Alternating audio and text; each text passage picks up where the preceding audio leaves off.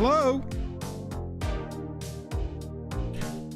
Oh, hello.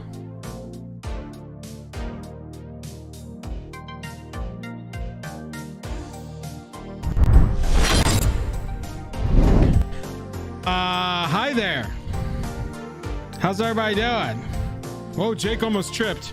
Everybody in chat, tell Jake that you saw him almost trip. What's up, everybody? Mint09 said, I usually watch the VOD, so I'm hoping Jam can do 2x speed live for me tonight. We're gonna try our best. We'll just go fast.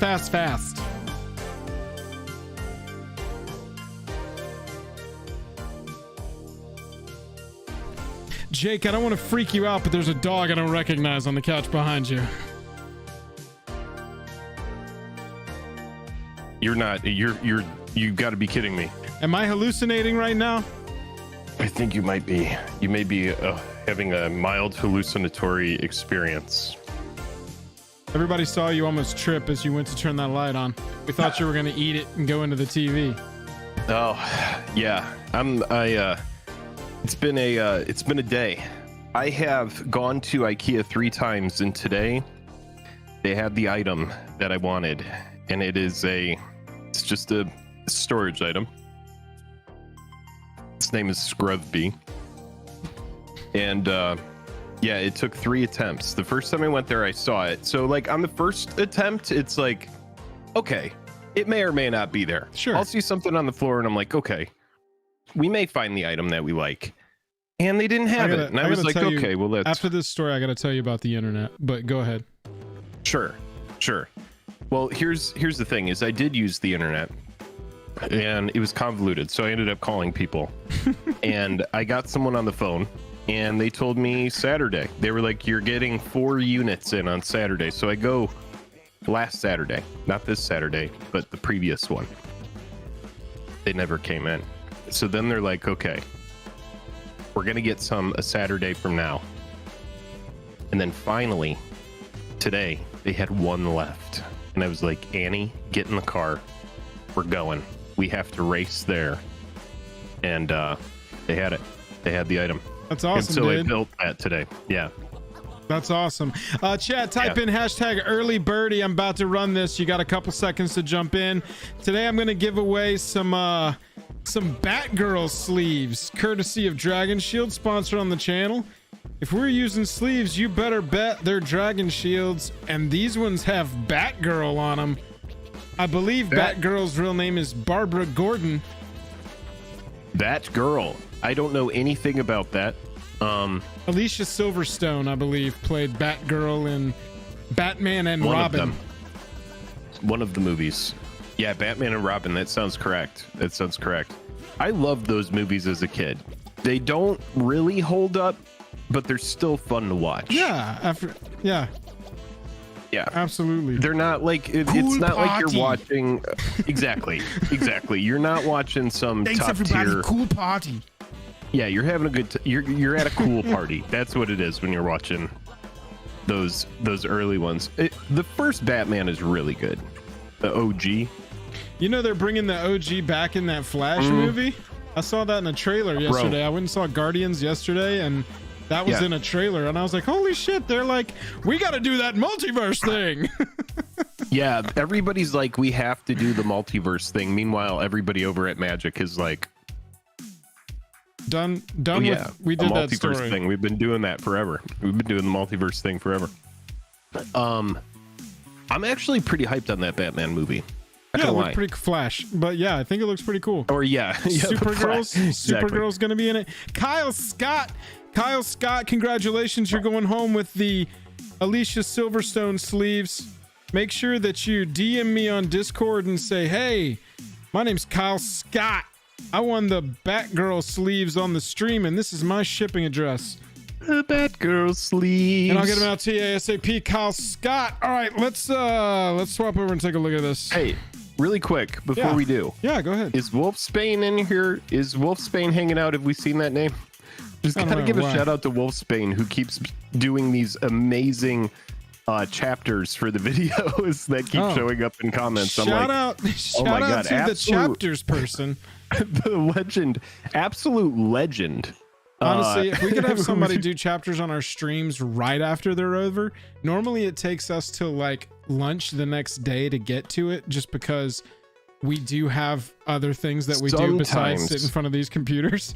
Sometimes I'll go ham and I'll do it right after, but he's pretty on the money. Sometimes it takes about a day. Typically we get 1 or 2 comments that are like, the things have chapters at the beginning, and we just haven't gotten to it yet.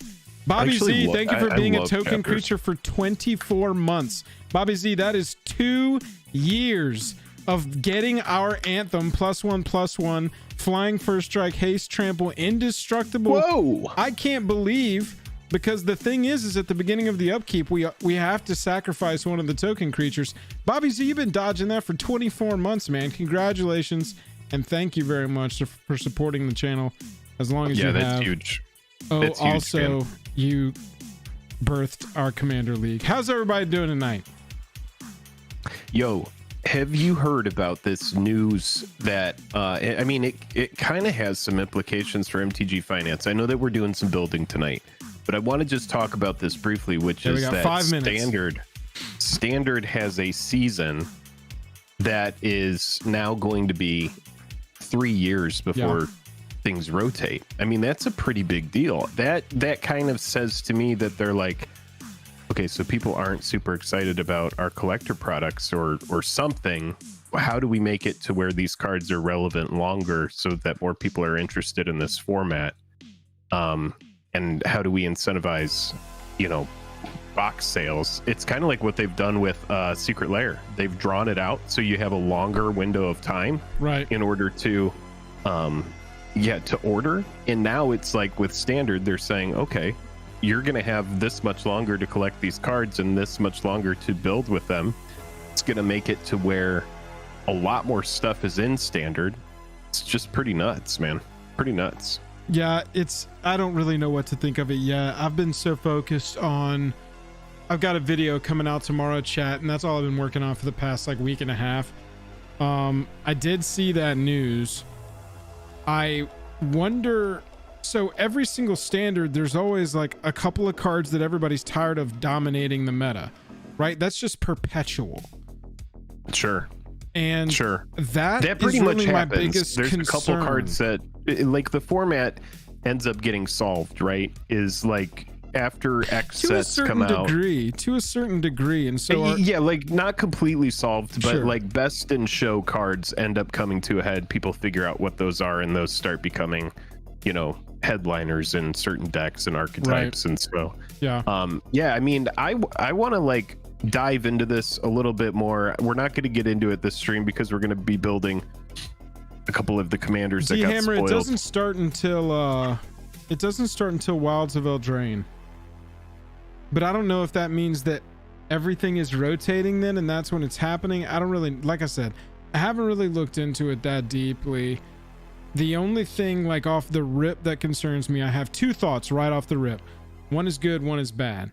The bad one is, oh man, I can't imagine having 3-year rotations back when energy was in like Kaldheim, right? Back when energy was in Kaldheim, I wouldn't have wanted to, like we were just celebrating when rotation was going to happen. And then the second thought is, it actually does make me more interested in Standard if a deck will last longer, especially when, if they combine those things with, if they combine this with those Standard Challenger decks or Pioneer. They used to sell pre-made decks, and I think they should go back to that, of cards that have gotten results.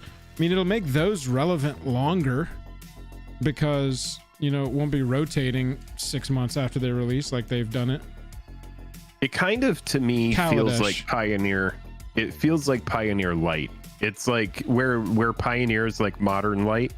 This is like Pioneer Light. And MTG Gaming Bob said, I think lengthening Standard format is a bad thing. They had a format like that. It was called Extended, and it failed.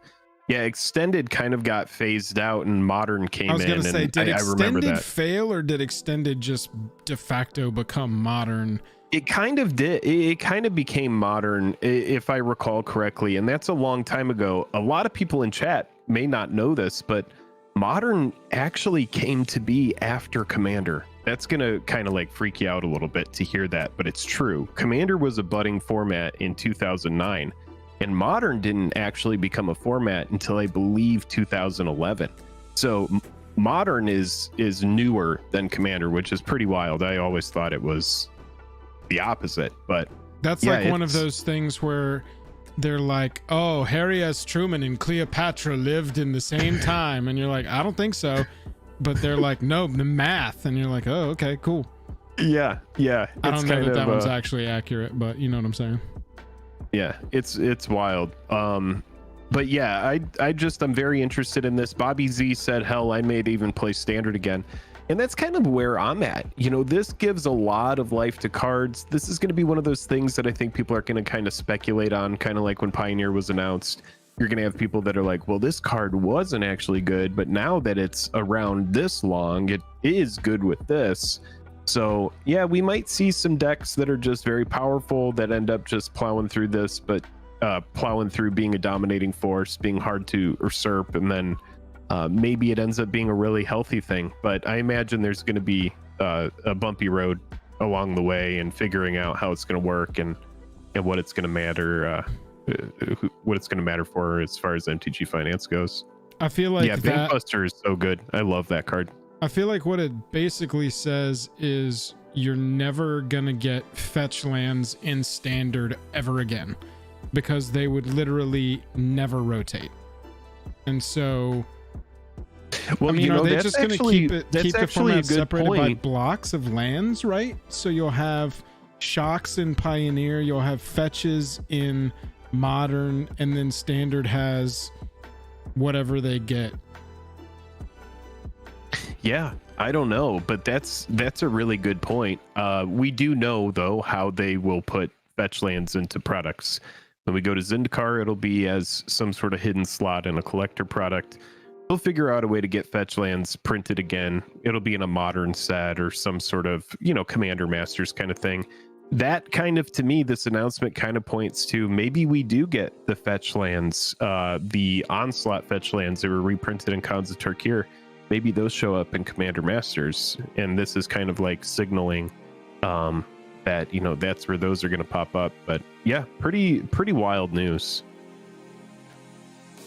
All right, chat. I asked everybody, what do you want to do first, Anikthea or Commodore Guff? And it's looking like with 30 votes. I'll see if any more votes click in as I'm saying this. With 32 votes, we're currently 53%. Anikthea, Hand of Erebos. Ooh, I just shifted it by talking. Now we're 51% Guff. Now we got a battle going. 40 votes. We're at 40 votes. Commodore Guff's at 49, 48. Going up Also, Anikthea at 52. 51 get to 69 now, likes along down. the way too. Yeah, we got to get to 69 likes, but it's looking like Anikthea's going first. I'm calling it right there. It pulled out ahead of 54%. So we're going to Anikthea first. Let's take a look at this. 54%.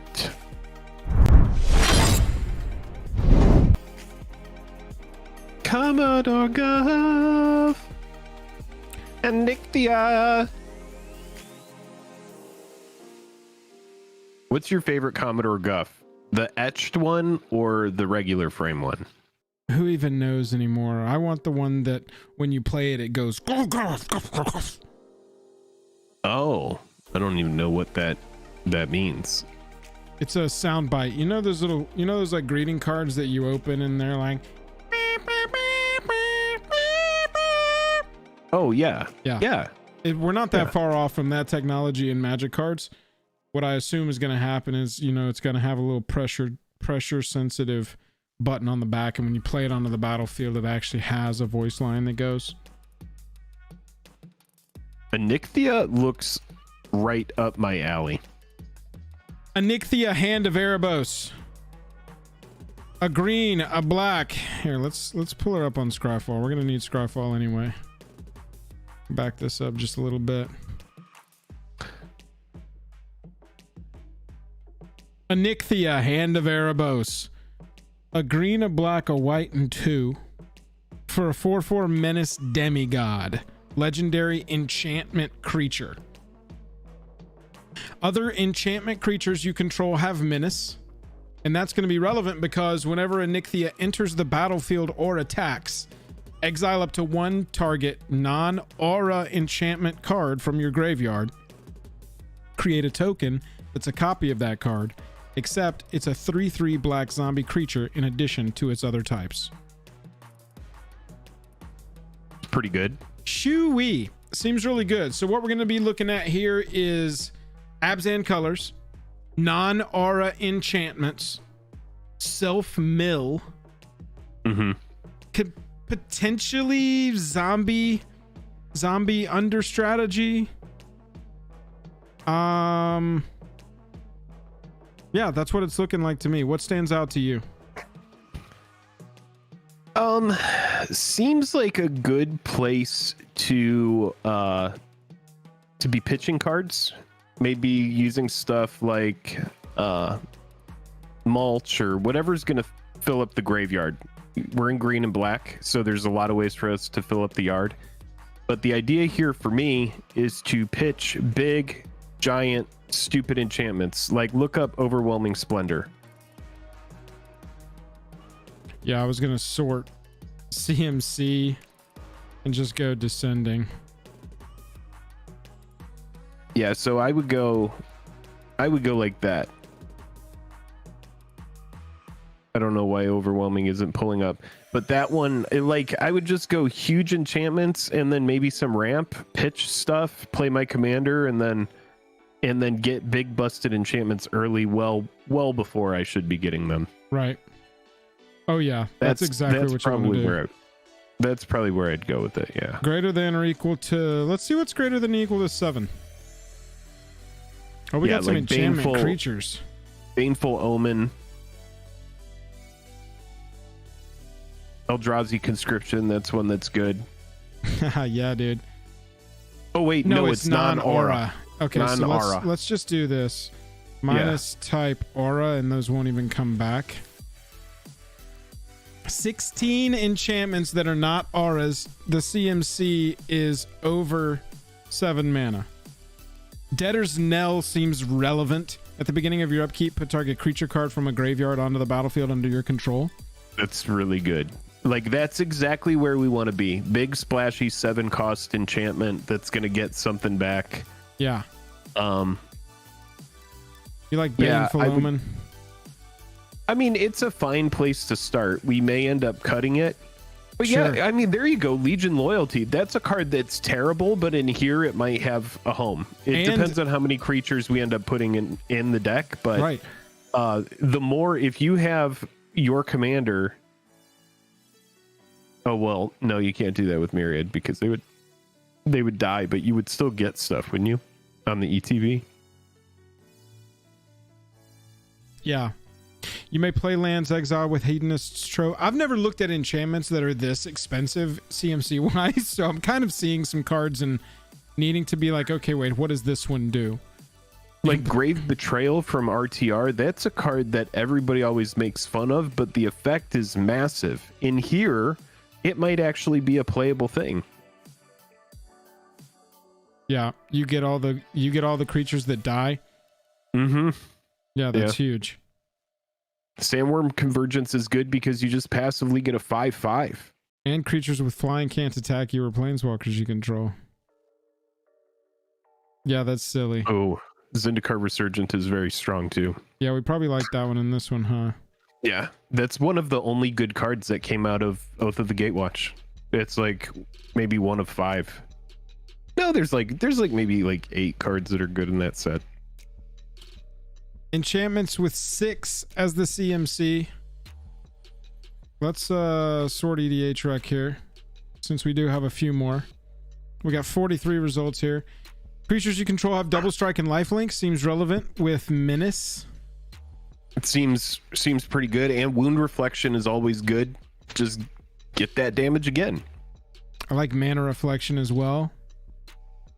If you can get Lurking Predators is a card that's pretty fun too, but it has to work. I was actually just in a game against Lurking Predators and it missed like 5 times in a row. It was honestly really sad. I like Mana Reflection. I'm interested in Wound Reflection. Might as well. We'll cut it if we need to.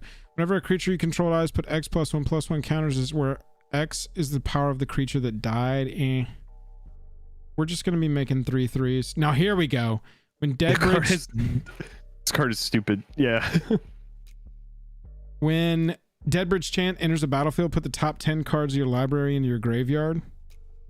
At the beginning of your upkeep, choose a card at random in your graveyard. If it's a creature, put it onto the battlefield. That seems relevant to our deck. Otherwise, put it into your hand. Yeah. So it's pretty good. Yeah. Getting stuff back. Song of the World Soul. Holy shit. Look at this synergy, bro. We are creating token creature copies of enchantments that are in our graveyard. And this thing says whenever you cast a spell, populate. So you get another token copy of that thing every time you cast a spell. That seems really fun. We don't have creatures with +1 counters. Bobby Z says Defense of the Heart. Yeah, we'll get there. That's what, 4? 2 green, 2 other? 2, I thought defense, or am I off on that? I think Defense of the Heart is 4. Ethereal green, Absolution, it seems relevant. That card's really good too. It's just an anthem for you, and it's like a baby Elish Norn. Yeah, and it makes our little menacing tokens 4/4s instead. Kind of dig it. Martyr's Bond, or another non-land permanent you control, is put into a graveyard from the battlefield. Each opponent sacrifices a permanent that shares a card type with it. It's a throwback. The old Zendikar card. Collective Blessing is, yeah, it's fine. Yeah, it's fine. It'd make all of our 3/3/6/6s. Mm-hmm. Yep. I'm kind of more on things that exile all creature cards from target player's graveyard, then put a 2/2 zombie onto the battlefield for each card you exile this way. And zombies you control have lifelink. That's relevant to our commander. We're creating zombies. Yeah, I like that. This is great. I like that. I also like the idea of, you have to think we're going to be throwing a bunch of enchantments into the yard. Is there anything that is also removal? I would prioritize anything that for sure has removal things on like it that Leyline. isn't an aura. Yeah, probably Leyline is probably good.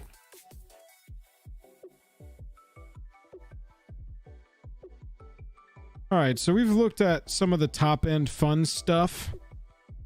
Exclusion Ritual is okay. No, that's an aura, isn't it?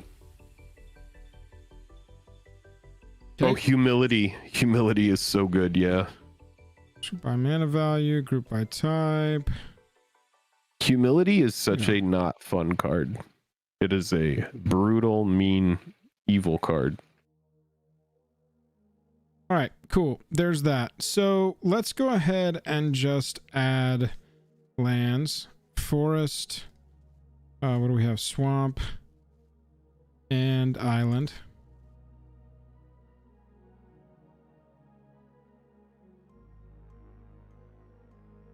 No, not island.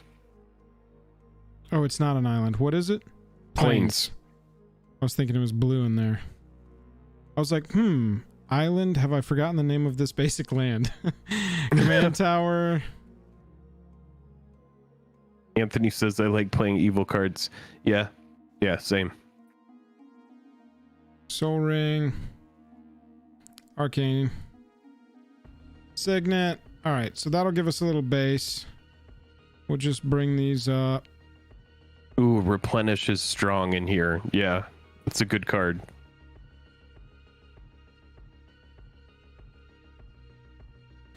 Let me get these oh, Replenish is huge in here.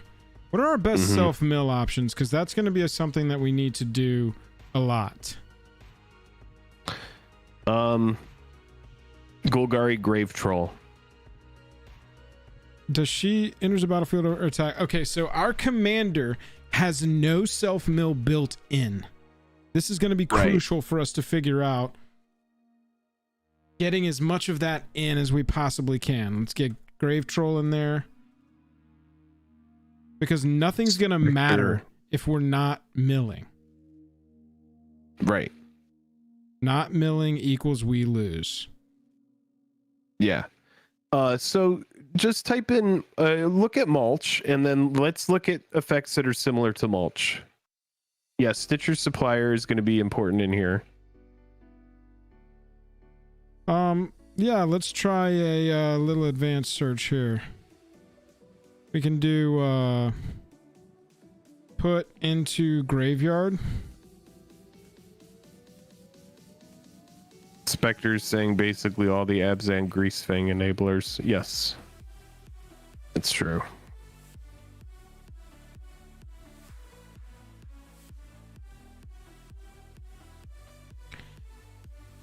Buried alive, searching for creatures. That's not really gonna work.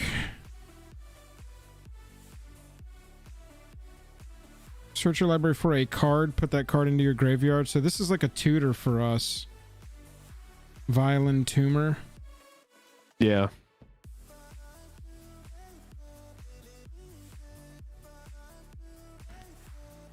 Isn't this one the one that mills?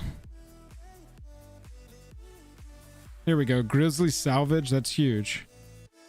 Reveal top 5. Put a creature or land from among them into your hand. Put the rest in your graveyard. Boom. At instant speed. Yes. Yeah, here's some other ones that are popping up as well. Yeah, tell them to me. It's Glowspore Shaman. It's going to be stuff that probably isn't at the top of the list, but we can at least start here and work our way. Yeah, absolutely. Satyr Wayfinder. Satyr's great. Cemetery Tampering. This is a newer one. Did I spell cemetery wrong? CEME. Yeah, that's what I did. TARY. There we go. I did an A. Oh at wait, the end. no. Oh yeah. Yeah, Cemetery Tampering is one that I played last year when I was playing that Rakdos Demon Mill Resurrection deck, and holy crap did this thing outperform. I wanted this every game because it's 3 into your graveyard every beginning of your upkeep, dude. Yeah. And then that's all you freaking want, but then it gives you hideaway upside, so it's just like whatever. This is like the king of what we're trying to do here. Mill. And then you also Bobby Z had Shigeki, or Zach G had Shigeki, Shigeki. Shigeki. Yeah. Return it to its owner's hand. Reveal the top 4 of your library. Put a land from among them onto the battlefield. Tap. Put the rest in your graveyard. That's interesting. Yeah, that is interesting. I like that. It's a new card. Vessel of Nascency. Vessel of, I'm going to say NAS. Oh yeah, here we go.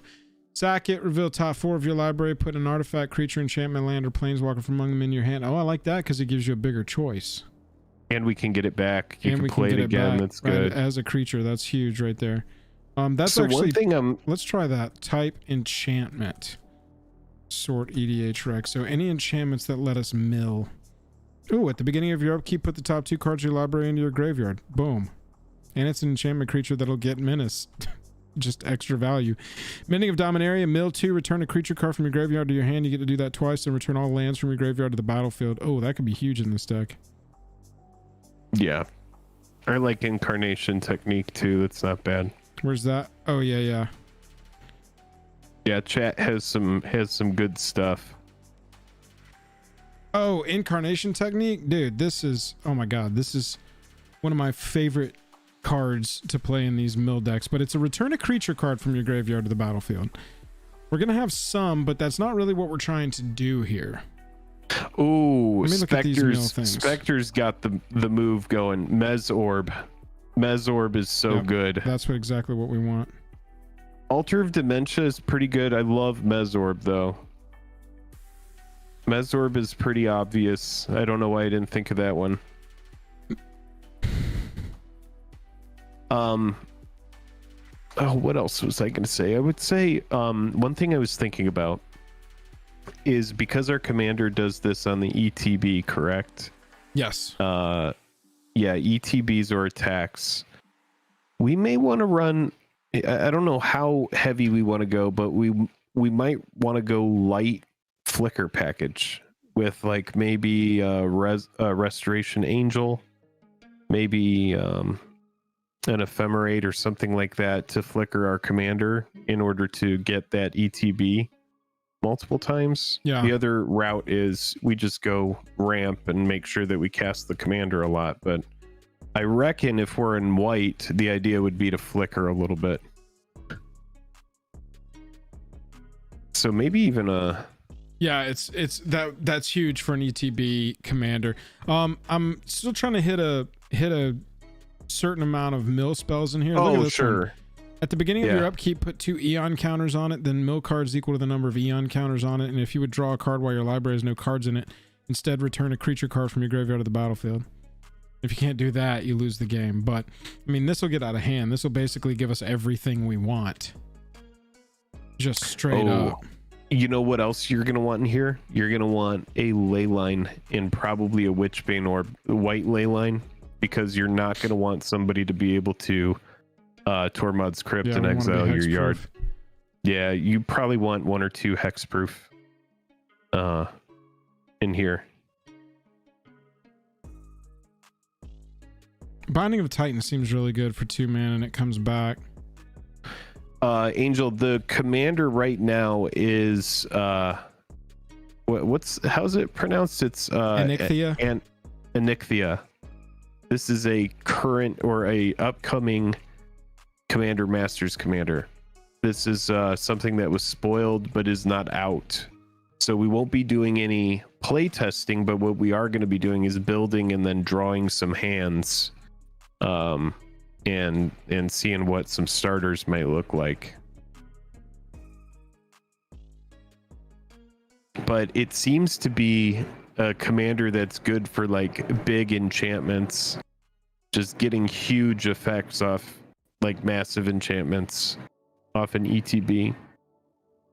Whenever Teleportation circle. Oh yeah, some of these constellation cards are fantastic. We know that new Calyx is going to be fantastic in here. Oh, privileged position. I like that one, Bob. That's a good one.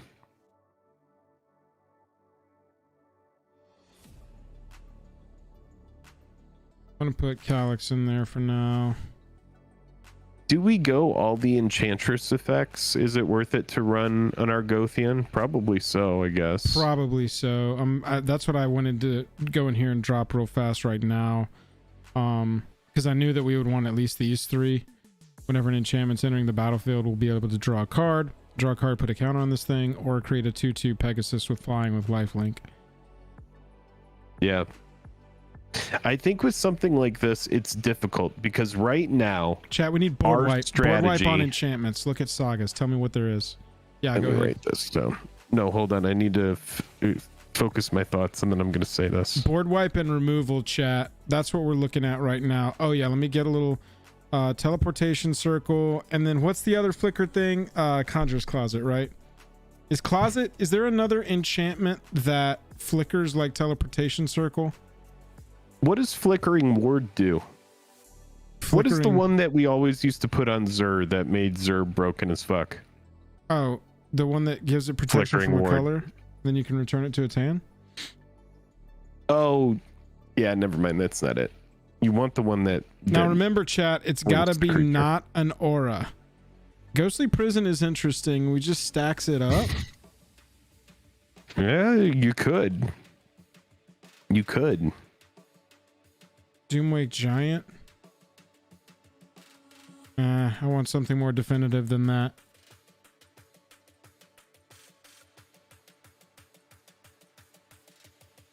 All right, I'm writing down my thoughts here. Meat Hook. Meat Hook's gonna be a weird one because you can't pay into that X when we return it, right? So it just returns as a what? Painter? Blood Artist? All right, so this is kind of where... I don't like Prison. If Jake wants to run this as Pillow Fort, I'm into it. But I normally don't like to play cards like Ghostly Prison, Sphere of Safety. Pillow Fort's just never really been my style. But I'm also an attacker, and this is not a super attacking, let's give everything haste and trampled deck. So we're going to definitely be doing value over time. And so having, you know, just like the basic board wipe stuff is going to be huge for us. All right, so this is what I wrote down, right? And this is where I think it's tough. We're doing a big enchantment theme because we want to be able to. Yeah, that's a fine card. It's an enchantment. We're doing a big enchantment thing because the idea is we're trying to fill the graveyard up with big enchantments. So at the same time, we're doing mill effects. And then we're also doing a flicker theme for the commander. Potentially, yeah. It's not necessary because it can be attacking, but yes. And then the other, it can be attacking. And then the other thing is we're doing like a big creature kind of thing, right? Because the idea is if we're going to be getting like creatures back, or is the idea to just go hardest at enchantments and not really worry about playing big splashy creatures? I think we're just trying to go enchantments, man, because I mean enchantments that sacrifice themselves keep coming back. Yeah, and then we'll also probably want a couple tutor effects as well, like Enlightened and Vampiric at least. I would probably go with. Depending on, that's one where it depends on where we're at as far as budget. We want to try and keep this around 400, but those don't really break the budget as much as they used to, so it's very likely we'll be able to get that on here. Here, give me 1 second.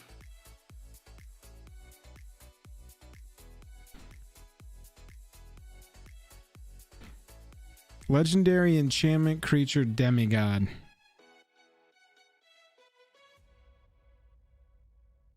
I want to have hexproof. Okay, look at this. King Darian's an interesting tech in here. Sack King Darian, creature tokens you control gain hexproof and indestructible until end of turn. So everything that we're returning as an enchantment as a creature with Anikthea, that's going to get hexproof with King Darian. Plus it'll give them all +1/+1. I don't mind that. I don't mind that at all. Pernicious Deed is a good card too. That's a good card. Is that an enchantment? Yeah, I think so, right? Yeah, it's a good card. Oh, this is that new one that you liked. I think we should put this in here. You have hexproof.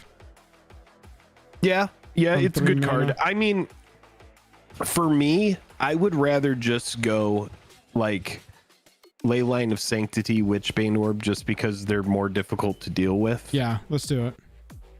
Witchbane Orb doesn't really fit the theme, but it does. It is an artifact that says you have hexproof. But if we lose our graveyard, we pretty much lose everything. It's like the whole save the cheerleader, save the universe meme, right? Yeah, one thing I've learned with playing so many Reanimator decks over the last year is that you sort of want to like fill it up a little bit and then stop. You want to like once you get a big threat in there, you're like, okay, that's my threat that I can play with that I need to get out. Not to put Jenga Taxius and Shieldred in there at the same time is basically what it comes down to, right? You want to get them in, entomb them, reanimate them, and then you can start putting more stuff in your graveyard. Yeah. Okay, we got Witchbane Orb in there. Let's put Leyline in there. We definitely don't want Leyline of the Void. Stony Silence, is that not something that we want? Probably not, right? Anything that's going to ace our graveyard or not let us cast anything from our graveyard, which is a really good point. We need every amount of destroy target artifact or enchantment, because anything like Grafdigger's Cage completely just annihilates us. Yeah, it's true. Besiege You, Nature's Claim. Besiege You is good because you can put it on a land. Aura Shards is huge in this deck. Whenever a creature comes into play under your control, dude, yes. It's a very good card. Yes. Yep. Aura of Silence. This is the kind of thing, chat. Cards that we can sacrifice to do a thing and then bring back with Anikthea. Yeah, Aura of Silence is so good. Aura Shards is definitely money in this deck. Huge. Huge. That's what we really should be doing, is type enchantment on all of this, because you know there are enough enchantments in the world now to do everything you want to do. Look at this. Boom and boom. There we go. I think that slot is filled now. We might even pull back on some. Sterling Grove. Yeah. Yeah, so now what we should do, just before we go back and see exactly where we're at, is let's put in, you said Vampiric, is that what you said? Yeah, I would go Vampiric because it's a card and then Enlightened. I don't think you need Worldly in here. No, I don't that'll think be it's fine. necessary. Yeah. Before we look at just every enchantment that is not an aura sorted by EDH rank, Jake, what else do we need to get in here? Chat, what blind spots do we have right now?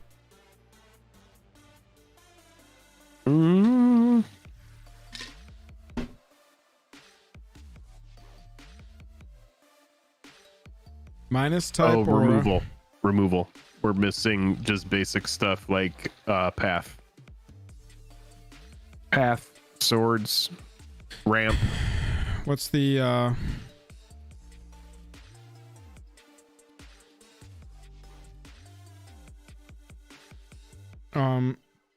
power word kill? Is power word kill what people are running? Non-angel, non-demon, non-devil, non-dragon. What's just destroy target creature now? Go for the throat. Didn't we get a strictly better go for the throat at some point? Grasp. That's what it is.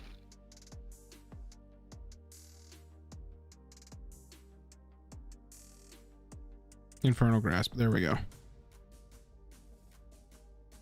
Yeah, destroy target creature, you lose 2 life. That's it's really good.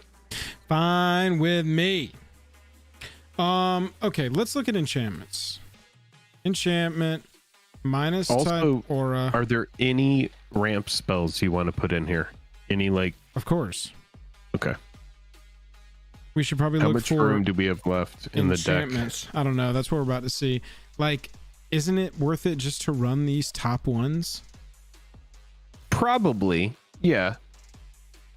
Anointed Procession seems like a strong one in here too. It seems, dude, doubling. Okay, so let's say, Jake, Anikthea enters the battlefield and you've got Anointed Procession on the battlefield. No, in your graveyard. Yeah. It comes in. Do you get 2 right off the rip if you would create one? No, it's not going to be on the battlefield yet. But get it on the battlefield and you're creating double copies of any of your enchantments. Absolutely ridiculous. That's busted. Exploration as ramp in this one. I always end up cutting exploration, but I know that people do like it. It's just a matter of if you have tons of lands in your hand. You need to be tutoring lands and stuff.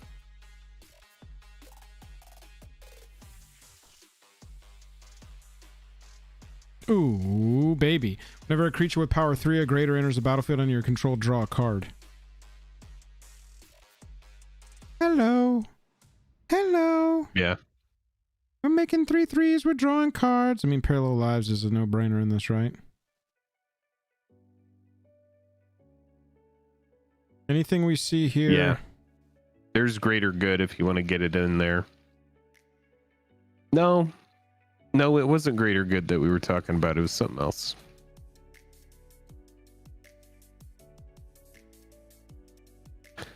Doom Foretold. Early in there. Oh, Moldervine is always good. Moldervine is really good in this strat. Oh yeah. Oh, so is Revel. You just get it back. Well, maybe not. It's still good, but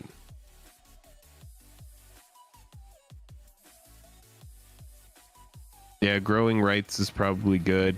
Chantress's Presence. Whenever you cast an enchantment spell, draw a card. Is it going to be a cast on that ETB?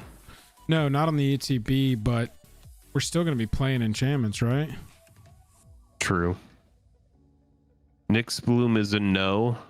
I don't know. I mean, there's so many different ways to go with this chat. Really, it's kind of what we're seeing. You really have to like pick the best enchantments possible. Enchantments is just such a wide. I mean, we've said it so many times. Whenever a new, It is wide. Whenever a new enchantment commander comes out, it's just like you've got your pick of pretty much anything that you would want to do, be it remove, be a creature, be a board wipe, be a card draw, be a whatever. It is. Great Pact is really good too, Yeah. because it's just gonna keep the board. Grave Pact, Greed, Sigil of the Empty Throne is good as well.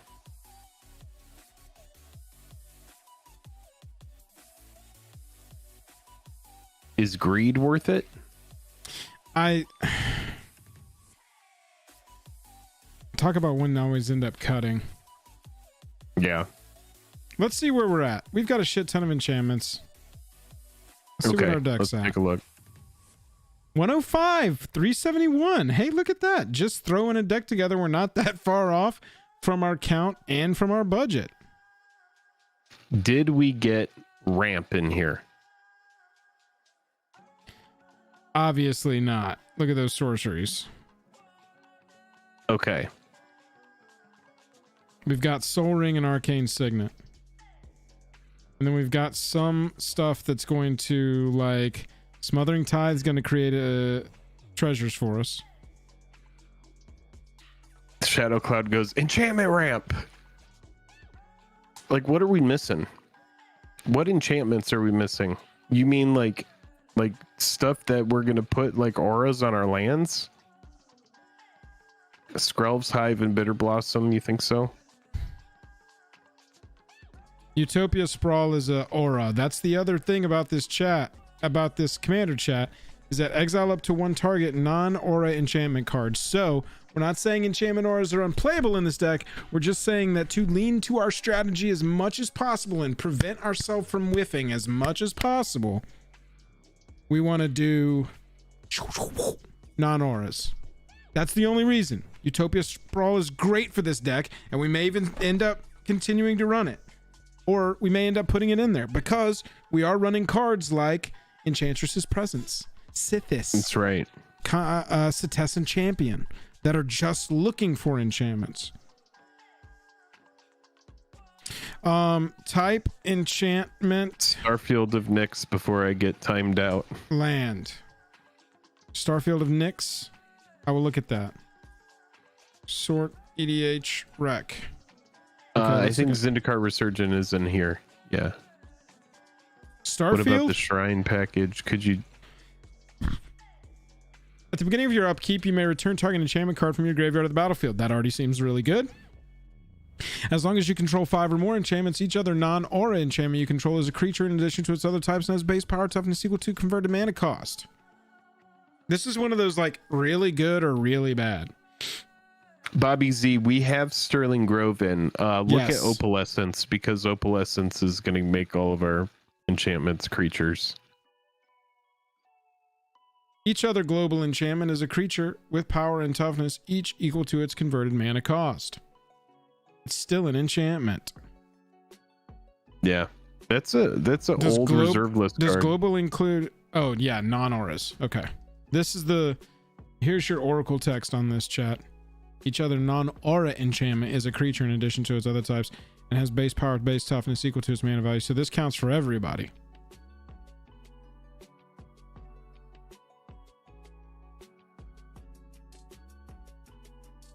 Is this gonna wombo?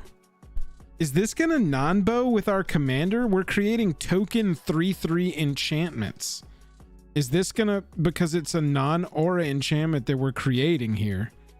So are we gonna non-bow and kill our own enchantment creatures because there's 0 CMC?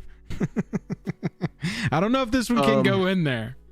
I think Opalescence is Anikthea's Bane. I think it would be the kind of thing where if the commander isn't on the battlefield, then you could play it, and then you're getting big value out of all of your big enchantments that you cast normally. But I do see your line of thinking. But yeah, they both can't be on the battlefield, essentially. We're going to take a second look at that in Starfield, because I'm not sure if we are in the right world for this. All right. You may play an additional land. I'm looking for ones that are going to search or add mana. This is not bad. Carpet of Flowers at the beginning of each of your main phases. If you haven't add mana with this ability this turn, you can add X of any one color where X is the number of islands target opponent controls. You think we'll be able to get like 2-3 mana a turn with this? Maybe. Not feeling the Carpet of Flowers?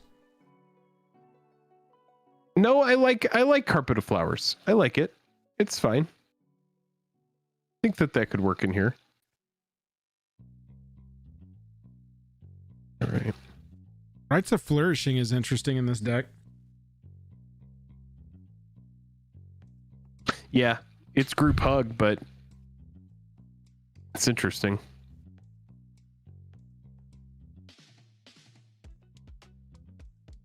Start targeting Bobby, yeah, Sandworm Convergence is actually in here, yeah.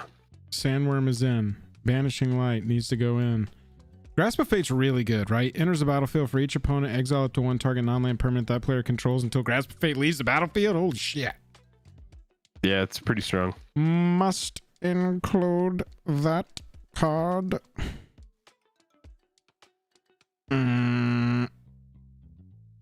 Waste Not is one of those cards that I've always liked. It's pretty good.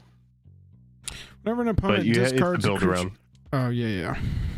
Build around. Yeah. Fuzz is saying Omen of the Hunt. Omen of the Hunt. I see. Oh, this. Look at this. Pay 2, sack it, search your library for a basic land card, put it on the battlefield, tap, then shuffle your library, and we can loop this. That's the kind of shit we're looking for right there. Elfhame's Sanctuary is good too. Omen of the Hunt. When Omen of the Hunt enters the battlefield, you search your library for a basic land card, put it onto the battlefield, tapped, then shuffle. This is good for what we're trying to do. 100%. And you can sacrifice Omen of the Hunt to scry too. So it's an enchantment that comes with some mana ramp.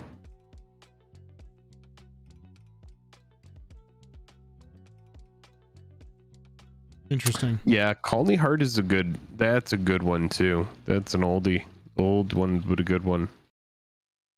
Colony's good. It doesn't do anything by itself. If you're squeezed on lands, you gotta have 3 lands enter the battlefield before you can go get 2. However, if it's on turn 2, you're rolling if you're playing this on turn 2.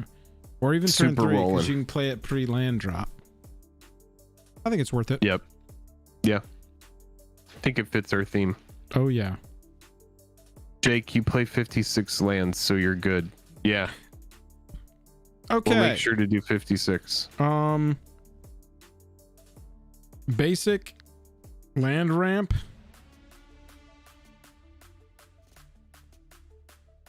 We haven't even put shocks. Let's put crowds. Let's put... We can start fetches in here. Most of them are cheap right now. Verdant, Windswept. Okay. Marsh Flats. They're all pretty cheap.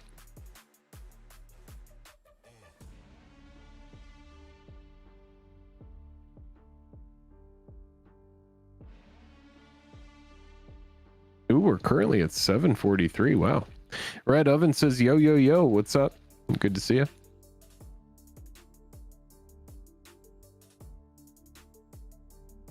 Mana Bond could be good for discarding cards and some ramp. Does Urza's Saga work with her? Oh, the land? We got some heavy. So this is an interesting deck because we don't have any filter a lot in these colors. We don't have blue. We don't have red. So the possibility of getting stuck with a hand with like 3 of these in them is pretty high. So what are our options for? Let's look at the ones that are absolutely going to win the game when we play them. Which are the ones? What enchantments are going to be the ones that just absolutely blow us out of the water? Grave Betrayal, Lock everybody is a out good of it. one. Oh yeah. Grave Betrayal is good. I really like Sandworm Convergence just because we're getting a 5/5 passively. This one Legion seems Loyalty slow. is Once we've got it on the battlefield, it seems like it takes some time to actually get it going there. Honestly, bro, Yeah. we might want to go this route. We're going to be creating these creature tokens. There's a lot of enchantments that like buff creatures. And so should we just go the Abzan Enchanter creature token attack? Just anthems. Seriously, every creature is an anthem? That's pretty wild. Yeah. Well, let's go to the top and let's look through, starting at the top, and see which ones we like as far as big enchantments. So we got, I mean, what do you want to look at? 5+, 6+? I mean, I guess we could look at. Did anybody get a judgment on Opalescence and Starfield of Nyx? Because we can cut these immediately. They can't be on the field the same time as the Commander, I believe. Okay, so let's just ace those because that's not what we wanted to be doing. What'd you say? 6+? Buzz Fuzz have a good one. Yeah, let's look at 5+. We'll just go 5+. Molder Vines card draw. Sigil is 4/4s with flying. It's attack. So are we gonna go creature token attacking, or are we just looking still? That's good for our creature token attacking strategy if that's what we're gonna do. Mill 2, return a creature card from your graveyard to your hand twice, and then return all lands from your graveyard to the battlefield, then shuffle your graveyard. Deadbridge Chant is our strategy. Ethereal is the creature token strategy. Removal with Leyline. Mana Reflection is some ramp. This could go potentially. Cast a spell, Populate, that goes with our token strategy. This is arguable with our token strategy, but it's just value. Yeah, it's not like directly on the strategy here. Yeah, this is that one's actually really good for us because we have so many big things to reveal. Put a creature card from a graveyard onto the battlefield. Creatures onto the battlefield. This is another one where it's just like some mana ramp. It could go. Cast a creature, draw a card, whatever. Creature token strategy. So of these, Zendikar, Wound Reflection, Mana Reflection, those three are directly not exactly along the lines of our synergies. Looking at it past that, Smothering Tithe is ramp, Parallel Lives, token strategy, Leyline's protection for our graveyard. Could potentially go, but it's good. Binding is a destruction, then a land ramp, then a creature token strategy. This is just generic card draw. This could go. Yeah. Eon counters. What's up? This is self-mill, land ramp, removal, card draw, removal. Wait, oh yeah, O-Ring isn't a aura, is it? No. That's right. Removal, self-mill, removal. Generically good. Just generically really good, yeah. If we're running Sylvan, I don't think we need Phyrexian Arena, honestly. It's gone. A double black on it, yeah. We can just cut that. Binding is a mill 3, then exile 2 cards from any graveyard, and then return a creature or land from the graveyard to your hand. This could potentially go. It doesn't return enchantments, which is mostly what we're going to be flicking. Aura Shards removal, Sterling Grove Shroud, Seal of Primordium removal, land ramp plus mill. No, sorry, just mill and a little bit of return, and then land ramp. So I suggest we cut Zendikar, Mana Reflection for now, and then we'll come back and we'll potentially cut Wound Reflection if we need a spot still. Andrew says run Underrealm Lich over Sylvan. It's just better. 2 cards end up going to the graveyard. It's going to save us some money too, probably. I just put it up there. It's a creature. Good on cutting Zendikar and Mana Reflection? Yeah, I think so. Let's take a look at our artifacts. Okay, we're good with those. Let's take a look at our instance. Let's take a look at our instance. Exile target creature you control, then return that card to the battlefield. Just a sweet little instant. Dodge or removal, or flick our commander. Tutor, removal. This is protection, a counter on each of up to X target creatures you control. You can cast it for 0 if you want, but you need to have a modification or an equipment or modification. This could potentially turn that into a heroic intervention. It's just strictly better. Also, what's the 1 white 2 other formation? Oh, unbreakable defensive formation. Oh yeah, unbreakable. Yeah, each of your creatures can get a +1/+1 counter and vigilance until end of turn, and we can instant speed it for indestructible if we want. Yeah, that's good. Swords, vampiric, removal, mill, protection, removal, protection. Sorceries, reveal the top 4 cards, put all lands revealed this way in your hand, rest in your graveyard, and then Toxic Deluge, because that's our only board wipe in the deck right now. If you would draw a card instead, look at the top 3, put 1 into your hand, rest in your graveyard. Yeah, that's fantastic. Golgari's got Dredge. Violent Tumor goes and gets exactly the enchantment we need, puts it into our graveyard for us so we can remove that thing. Flicker package for the Commander ETB. Draw a card enchantment, also an enchantment itself. Because a reminder, we can return creature enchantments from the graveyard to the battlefield with Anikthea. Archon's got enchantment, creating 2/2 additional creature tokens. Draw a card, grows bigger. Beginning of your upkeep, put top 2 cards in your graveyard. Darian's a creature token commander, creature like crazy. Whenever this or another enchantment, put a +1/+1 counter on a creature, and then whenever a Calyx or an enchanted creature you control deals combat, you can create a token that's a copy of a non-legendary enchantment you control. Sithis' card draw. Shigeki is enchantment creature land ramp. Satyr is land ramp plus mill. Sanctum Weaver's mana ramp. Glowspore is mill. Aegis is protection enchantment creature. So we have 9 cards that we need to cut. We're at 36 lands. Oh, we still need to cut? Still need to cut 9. Still need to cut 9. Yeah, because I was gonna say I have people coming up with some good ideas. Life from the Loam is probably worth adding in because that helps fill up the yard too. We're going the wrong direction. We did put Calyx in, Bobby Z. Yeah. New Calyx is in. You don't think we need Tithe? I guess we could cut Tithe.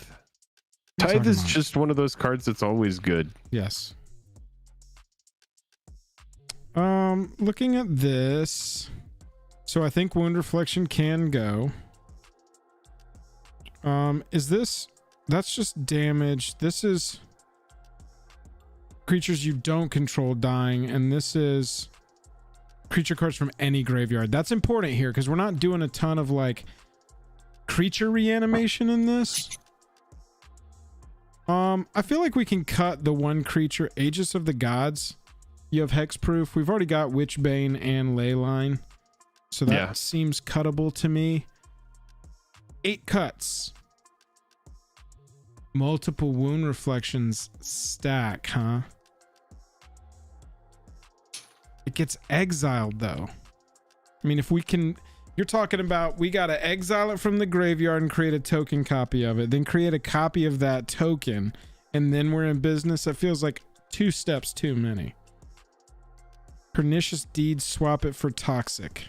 I can get behind that. I can actually really get behind that because that is enchantment duder. That's exactly T3X right. says Hallowed Haunting sounds redonkulous.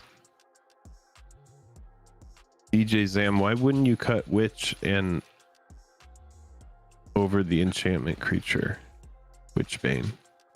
Oh, that's true, because we could return the other one. That's probably a good, because I'm not thinking like that. Isn't that that creature. Oh, it is non-aura, right? So you could return the creature, right? Yep.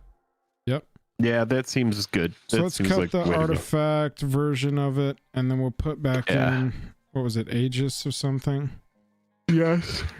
Aegis of the Gods. Yeah, booyah.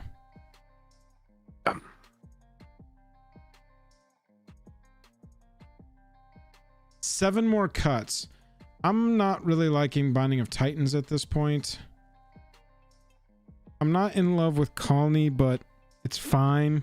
What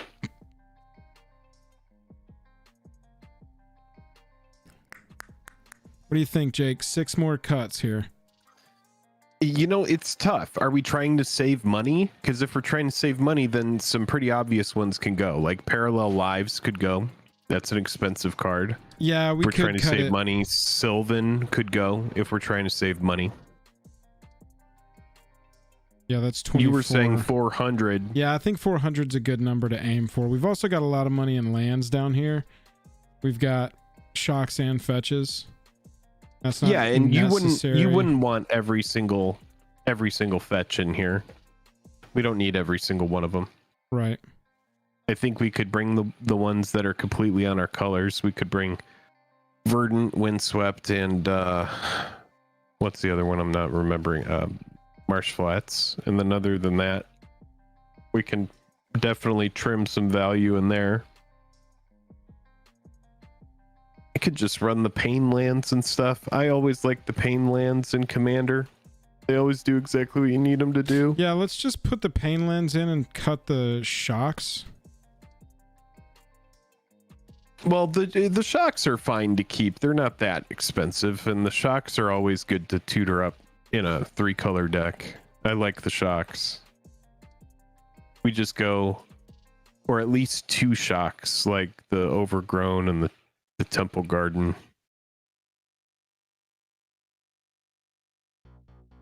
Yeah, I could see that. Okay. Yeah, because you want to keep the Indafa. I like that idea. Besiegeu's like, we could move this to considering. I mean, obviously you want it in there, but it's $35. Yeah. What's great about Besiegeu is it's that kind of effect on a land. You know, that's what commander players love. They're like, get me that effect on a stick or on a land. All right, 515.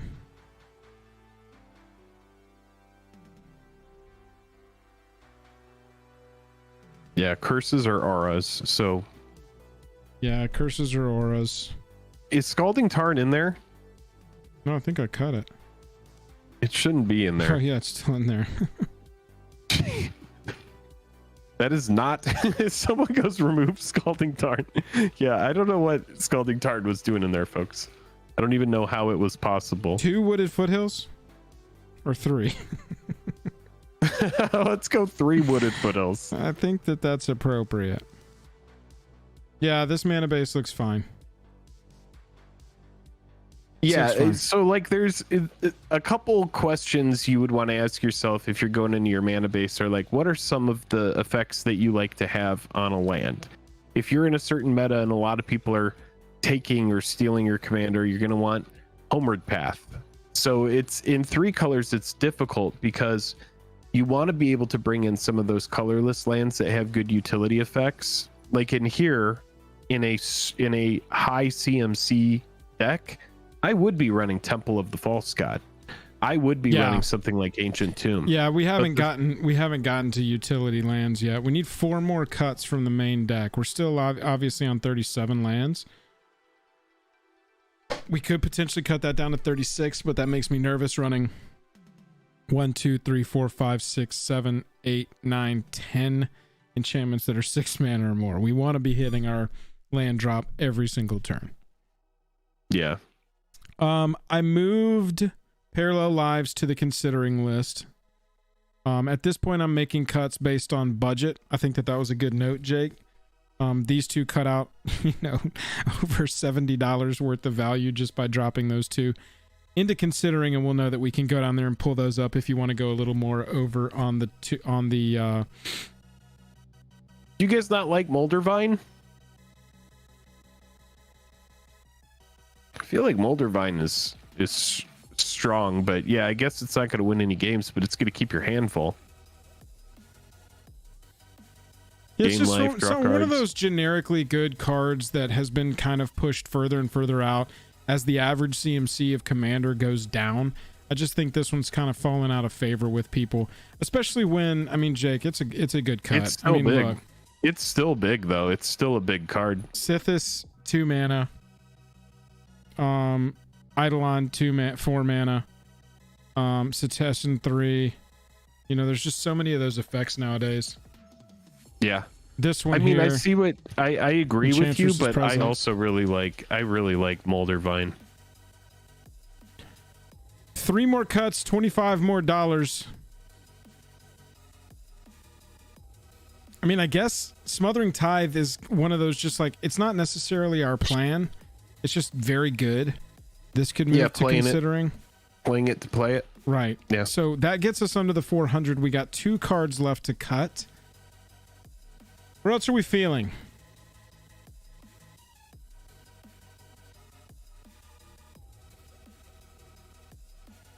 What is Cemetery? Don't you want to attack do? someone with Smothering Tide, though? Yeah, kinda. Cemetery is that mill 3 at the beginning of every turn. Oh, that's right. That's what we're looking for, chat. We're running a little long on this one. You could cut the I guess Entomber could go. It's good tutor for this deck, though, because that hits on 4 and she hits on 5, and you've got exactly which enchantment you wanted. Yeah, that's too good.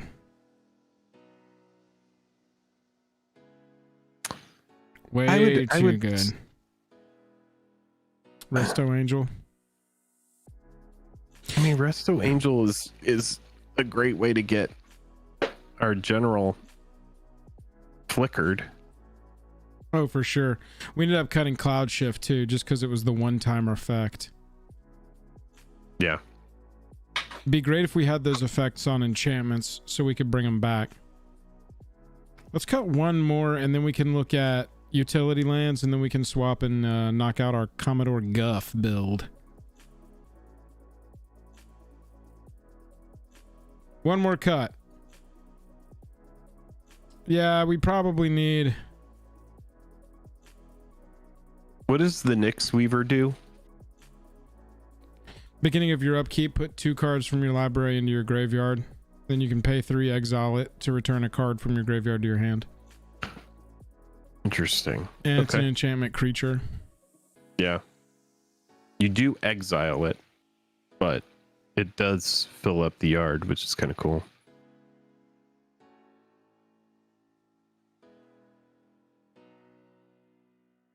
Cut the protection and cross your fingers. It's just as good. Cetessan could go. It's a good card, but you don't absolutely have to have it. Yeah, it's just more card draw. We move that to considering. So that's 100, 394. Jake, I'm going to take a real quick bio because I've been drinking water like crazy. Let's look at utility lands that we need in here, chat. We got Hall of Heliod's Generosity. Jake said Ancient Tomb. We know that one. Ancient Tomb is pretty expensive, so just do Temple of the False God. Yeah, that's true. We could also run what's the Soul Ring? What's the Soul Ring land? William says just cut all removal and play against bad players. Ooh, yeah, that's true. We could try that. I love Maze of Ith, but you can't float mana off Maze of Ith. It's just a little something extra going on. What's the land that comes? It's a bounce land that taps for 2 colorless, chat. What is that one? Urza Saga is too expensive for us. I don't think there is. There a bounce land that taps for 2 colorless? Yes, sir. I've played with it. Thank you. Oh, Guildless Commons. Enters the battlefield, tap, return a land to your hand, taps for 2 colorless. Oh, that's a good card. Yep, I've been playing that a lot more in my bigger decks. And any decks that are like landfall, obviously. Mm-hmm. All right, so let's look at our color balance here. One of each of the colors, a plains, a swamp, and a forest, could be one of each of the cycle lands that are in those colors. Tranquil Thicket, Barren Moor. Type land, oh, cycle, right? Oh, cycling, god damn it. I always do that. Barrenmore. It's the ones you're looking for. Secluded Steppe. Tranquil. Yeah. You could bring in a I always like when I'm in these colors to bring in a Bajuka Bog.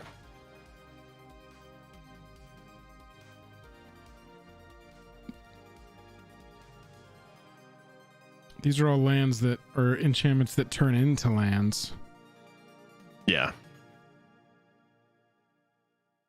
Yeah, it's a pretty good one. Interesting.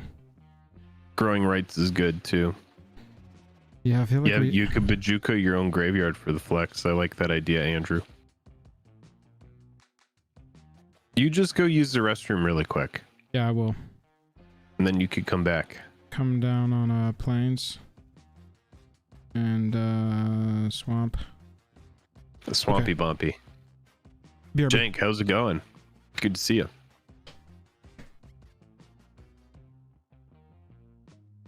I'll tell you, I'm still freaking out about that Commander season changing. What is the normal rotation period for a season of Standard? At what point from the time a set comes out to the time it rotates, how long is it typically in Standard? Is it 2 years or is it just under 2 years? Because now it's going to be 3. Yeah, I thought it was 2 years. So yeah, now 2-ish years becomes 3 years. That's pretty crazy. That is going to shake up that format. Joel didn't want to talk about the Standard thing very much tonight, so I'm doing it since he's away. He was like, we got 2 decks that we got to break down and talk about. But I'm still very interested to explore it. So for me, this looks like a fine starting spot. Yeah, it needs some work. This is a tough tinker, y'all, because you have to balance really well a couple of different strategies. I really think that this deck could be excellently fun. You just really need to kind of choose which direction you want to go. Yeah. And then take it in that direction. I would probably put a Roadside Reliquary in as well. I like that card on a land. This is one of my favorite lands. Palumbo06 becomes the stream monarch. Thank you, Palumbo, with the $10 super chat. Populate cards might be playable here to make copies of your enchanted zombies. Yeah, we were considering some populate. I think this commander, what we've kind of learned about it in this build here, is there's a lot of different lines that you can take with it.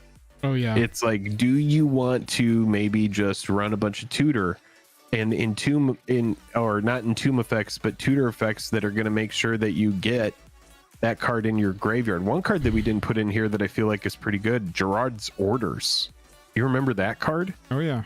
You're going to search for 2 cards. One of them goes to the yard, one goes to hand. Creature cards. Oh, it's creature cards. Yeah. So, yeah. I mean, it seems like a... Let's run a couple hands of this before we pass off to the other. It's fine. I know that people were kind of low on Guff, but we're going to see if we can find the extra spice. Oh, yeah. Absolutely. Okay, so with this hand... It's actually really, really strong opening hand here. Really strong opening hand. We'll draw a card. It's a brush land. Doesn't matter. We'll go Overgrown Tomb onto the battlefield tapped. It's fine. Draw a card next turn. Holy. Okay. So Sithis is good. And we probably should just go ahead and push it out there, right? I'm kind of on Satyr Wayfinder. That's Reveal what the I would top do. 4 land card into your hand, but we have lands in our hand. You're gonna get to that. You'll get to that. Right. Yep, that's where I'm at. So let's just play the brush land. You wanna play the hand into Enchantress's Presence next turn and get immediate value off it. Yeah, exactly. So we got 2 mana down for Sithis. We took 1 life off of the brush land. We'll go next turn. We draw a forest. We play a forest. We go Enchantress's Presence. Bing, bong, bing. We gain a life. We draw a card. I mean, we're going to learn here that Sithis and Enchantress Presence are good, right? Probably so.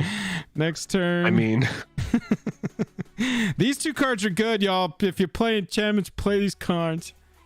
We're looking at our 4 mana play here. I mean, we might as well just take full advantage of everything we got going, right? So, Calyx onto the battlefield. I would actually, in this instance, I would go the Wayfinder because we want to get some stuff in the yard, right? Isn't that what the Wayfinder does? Yeah.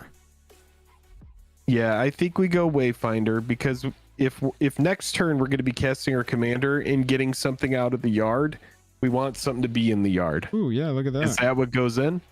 Okay. Reveal the top 4. We can put a land from among them into my hand. So we take the Bountiful Promenade. And the rest go into our graveyard. So bing, bong, and boom. Yep. Satyr Wayfinder's out there. Got 2 mana open. Life from the Loam doesn't really work. What does Life from the Loam do? Is there anything in the yard that it hits or no? It's up to 3 land cards from your graveyard to your hand, and we don't have any lands in there right now. Okay. So that Life from the Loam is always a case for fetch lands, and it's a card for anybody who doesn't know. Has been a 4 of in dredge lists. It's a modern card. So every time there's a card that's good, it's going to be good in Commander too. What we're going to do here is pretend like we played Godless Shrine this turn because we didn't need the 4th when I played that. We could pass and we could say 1 black, cycle Baron more, draw a card. Oh, brutal card to draw. Would have preferred that go into our graveyard, but it is what it is. I actually didn't hate you just before this turn. Just as a note, DJ Zam said just loam to dredge later. I honestly don't hate that on the turn where we have the 2 mana left over. If we had just cast loam up to 3, we don't use any of them, but we just throw loam in the yard anyway. So that's a possible line. I don't hate that idea, DJ. Yeah, that's not bad. Here's what I was talking about. We're drawing our things, but that's okay. Because what we could have done in theory, and I know it's all hindsight, but since we are playtesting, that's what this is for. If we had put the loam in the yard, then on the next upkeep we could have dredged 3, and that would have put Debtor's Knell and Baneful Omen and the next card right into the yard. So there is something to say about that, which is kind of cool. Definitely Huge hindsight example there, but absolutely, especially if this is a huge one. No, we would have lost swords, but it is what it is. Yeah No, it's interesting. This is a form of Magic that I'm not super used to playing, right? Which is just fill up the yard as fast as possible, but it seems strong. Another game version here. Again, really solid opening hand. We draw a card, play an Undergrowth, say go, draw a card. We we either decide, do we want to play Aegis or do we want to stay open for Infernal? I guess this is going to depend on your game, your meta. We'll just say that we played out the Aegis just to get it out there. It's not really something that we need right now. That's probably a creature that you want to save, so it's not just going to get caught in a board wipe, but we're just going to try it out. Next turn, Forest comes on. We're going to need another white mana here on curve to hit our Archon. This turn we're open for the Infernal Grasp. We don't have a turn 3 play, unfortunately. Maybe we attacked for 2. Next turn, Glowspore's a nice draw here. Play out the Glow Spore. Say we haven't played a land for turn yet because I believe, oh no, it's on top of your library. So we mill 3, 1, 2, 3. We can put a land from graveyard on top. We need that white, so we'll put that there. Yeah, that's good. Yeah. Low score is good. I like that. We'll play roadside. And then we'll say go. Next turn. We draw here. So here, my inclination, this is the really first like decision point we have in this game. Sigil of the Empty Throne, cast an enchantment, you create a 4/4 creature token with flying. If we go ahead and get that on the battlefield, we should be getting pretty sweet value off of that for the rest of the time. Just passive until it gets removed. Yeah, right. That would probably be where I go. The other option is you just play Commander straight up, and what is in the yard to bring back? Anything? Play this, we bring back Calyx, which isn't irrelevant. No, I actually like Aegis better. I like the line with the Aegis better. That seems good. With Sigil, you mean? Because then you're going to get value just for playing your commander next turn. So the other argument here, this is why I say we have a decision here to make, because Underrealm Lich is actually a fantastic turn 5 play as well for this deck. Sure. If you would draw a card instead, look at the top 3, 1 into your hand, rest into your graveyard. Now we're molding our perfect graveyard. Yeah. Plus it's got pay for, and it becomes indestructible, so it's surviving. Where would you go, do you think? True. You think you're going Sigil? You think you're going Underrealm here? Well, yeah, I see you, will you highlight Aegis. Underrealm again? Yeah, absolutely.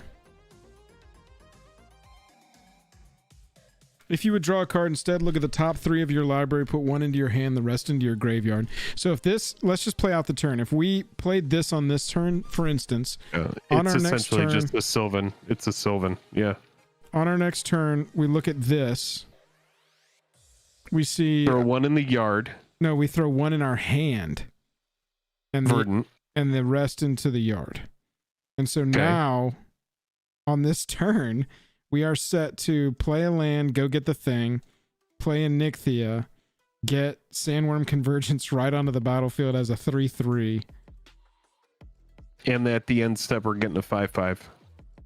And then at the end of that end step, we're getting a 5/5 worm token. Not bad. This has got some juice, y'all. This deck has got some playability. I think there is a commander deck here. What I would do is I would tighten it up and I'd figure out, like what is the exact strategy that I want to go. Is it fill up the yard as fast as possible? I think that's the way to do it. Yeah, it honestly seems like more of that. We haven't really been returning a ton of, you're not just shitting out creature tokens. They just happen to be creature tokens. And so either more token producers and more token payoffs with your enchantments. Like auras and stuff. Yeah, I like that idea. What is the dredge number on Stinkweed? Is it 5?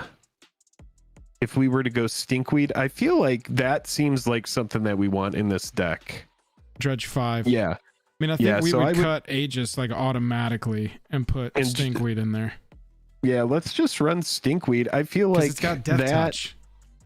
It not only has Death Touch, but it also, that Dredge 5 is a big deal. Hallowed Haunting is a really good inclusion, Bob. I promise I'm not ignoring you. It's just we need cuts at this point. But where to go? Here it is. Creatures you control have flying and vigilance as long as you control 7 or more enchantments, and whenever you cast an enchantment, create a creature token with power and toughness equal to the number of spirits you control. It's really good. Really good. My only problem with that is if you don't have that many enchantments, if you don't have 7 or more,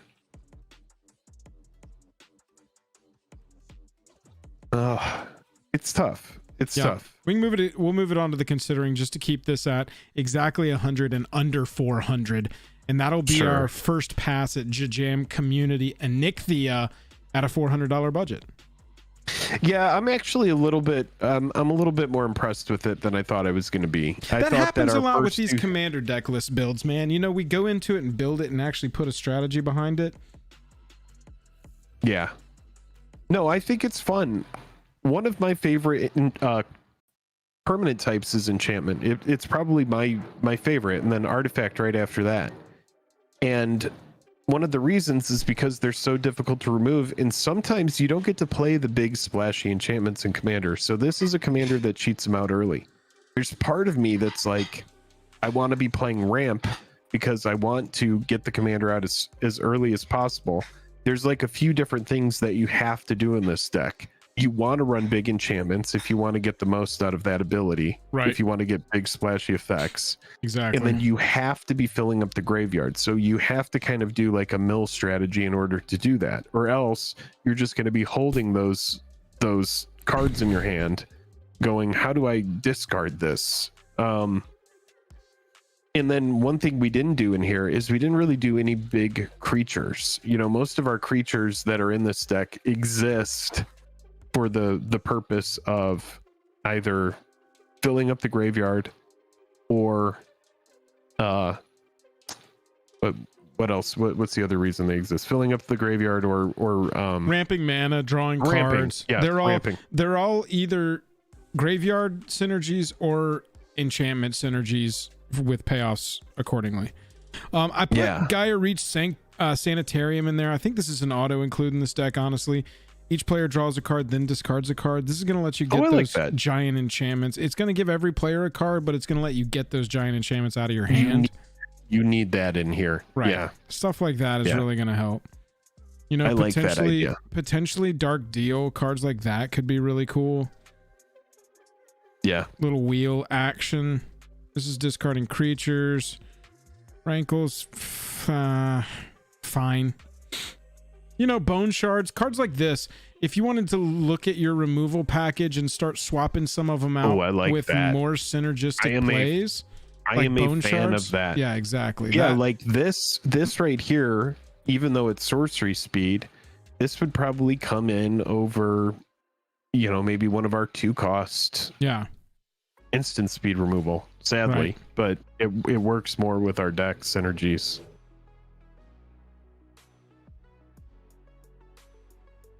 Bag of holding. And then you just go, well, you want it doesn't work because whenever you discard a card, you have to exile it from your graveyard. Yeah, that's true. It's true. It's really not the direction we want to go. But yeah, chat, that is sort of our first look at the Anikthea. I think we're 2 up on lands right now. Yeah, attrition is better. Is attrition, what is that? Discard? No, attrition is sack a creature, destroy target non-black creature. This isn't really where we want to be. It is a good card though. Of course. Force of Will is a good card. Right. Oh yeah, bone shards. What are we cutting for bone shards? Get the Scalding Tarn back in here before we finish this up. Gotta get it. I would cut the Grasp or the Fracture over it. This is Artifact, Enchantment, or Planeswalker. Go for the Throat. That's what I would cut for it. Booyah. Because we got to keep Path. We got to keep Swords. Yep. Go for the Throat is kind of a card that you play when you can't have Path or Swords. Right. I'm just searching real fast on Dredge and see. Yes. You know, you might want to go in here and look at these as well, chat. See if you got anything. We got the most notable. We got Loam, Troll, and Imp. Yeah. So 100 cards, 394. That's where it sits. Check out considering for more community suggestions and expensive cards. This is one to tinker with for sure. Jake, you want to... Yeah, it seems like a fun deck. It seems like it's going to be a good time. You want to jump right into this one, or do you need to go grab a drink, or what? Oh yeah, just give me let's do a little 1.5 minute hiatus. I'm gonna just put the basic stuff in here. Sure. Go ahead and do an intro to it if you want. Annie. So good to see you. So I'll need your. Get done with. Arcane Signet. I just. What do we need for a Planeswalker? There are 98 cards that say the word commander in them now.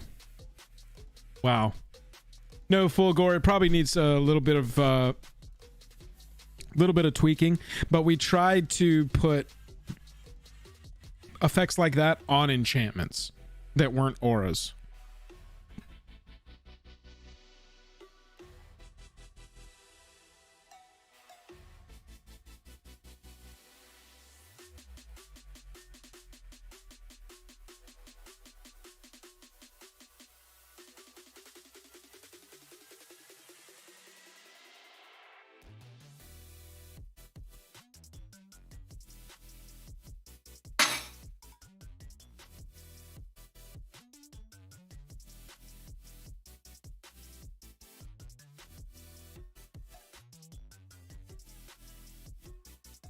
Or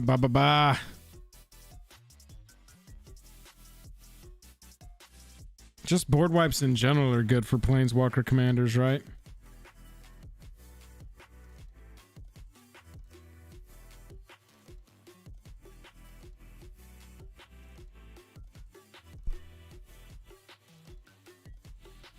Ooh, Spark Double. Now we're copying with style. Now we're copying with style. Oath of Teferi? Yas. Jaheira? Is that how you spell that? No. I need a good spelling of that. Teferi's Talent. Enchant Planeswalker. Enchanted Planeswalker has -12. You get an emblem with you may activate loyalty abilities of Planeswalker you control on any player's turn anytime you can cast an instant. Whenever you draw a card, put a loyalty counter on Enchanted Planeswalker. Yeah, I mean, what else? What the hell else are we going to play cards like this in, right?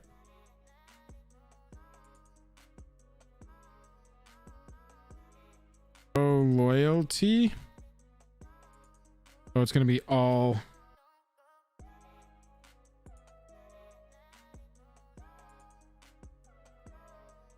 Ickermoon. Oh, Semester's End is good in this.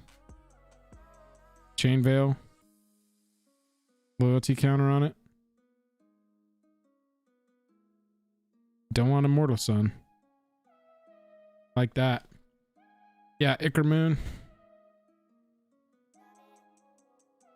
Planeswalkers you control have Proliferate. And -12, take an extra turn. Whenever you cast a non-creature spell, choose a counter on target permanent, put an additional counter of that kind on that permanent. So that makes me think Proliferate. Proliferate is what we are needing. Sort EDH rec. Yes. Yes. We'll see. Like this. Like this? Do we like this? We like this.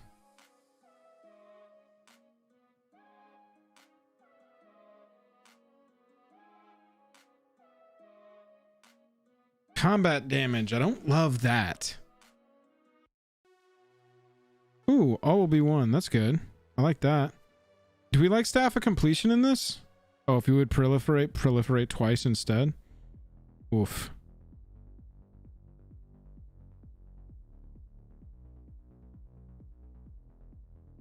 Yeah, Chain Veil's in here. That is absolutely. Whenever a commander you control enters the battlefield or attacks, proliferate. Enters the battlefield? Lets it happen once for 5 mana.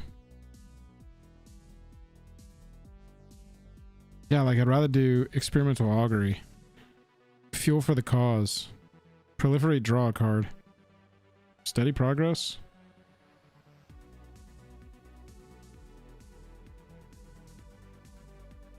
Draw 3, proliferate? Hell yes. 3 to any target, proliferate? That's what I'm talking about. When it enters the battlefield, tap enchanted creature, then proliferate. Enchanted creature doesn't untap during its untap step. Dies proliferate, and there's a battlefield. Okay, I think that got us a shit ton of proliferate in here. It's pretty good. Yeah, I'm low on Thrumming Bird just because it's got, and Grateful Apparition, because they've got to deal combat damage, but I mean, I guess I'll leave it up to you. How often would you say they actually are getting through? Yeah, Bob, we still got to go through the Planeswalkers. I figured I'd save a little bit of it for Jake. Oaths are good. Let's just take a peek at the oaths of Sort, EDH Rec.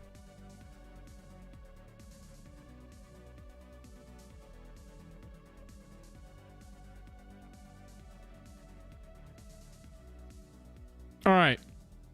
We got a big first jump of cards in here.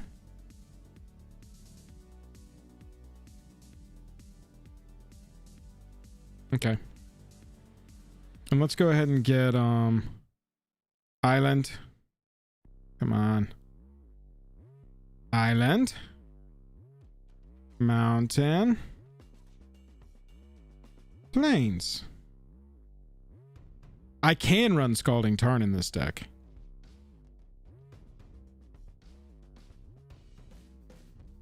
Shocks.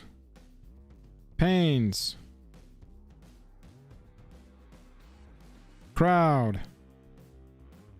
Battle.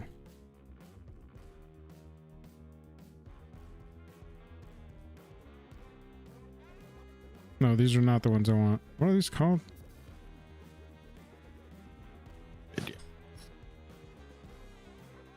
Sorry, Jake, what was that?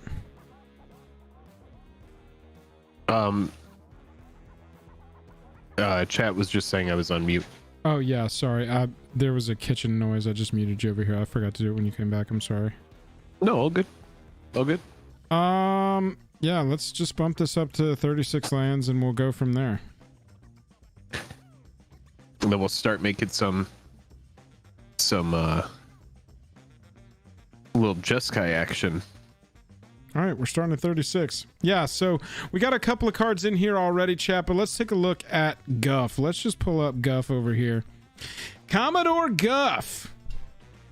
All right, so Jeskai and one other for a 5 loyalty. Love that. Guff. 4 mana, 5 loyalty. I'll take it. Yeah, so it has a passive ability here, or static ability. At the beginning of your end step, put a loyalty counter on another target planeswalker you control. Then it has a +1, which is create a 1/1 red wizard creature token. Red wizard. With tap. Red wizard. Create a 1/1 red wizard creature token with tap. Add red. Spend this mana only to cast a planeswalker spell. And then it has a -3 on there. You draw X cards. And Commodore Guff deals X damage to each opponent, where X is the number of planeswalkers you control. So it is a Jeskai Super Friends commander with 5 loyalty.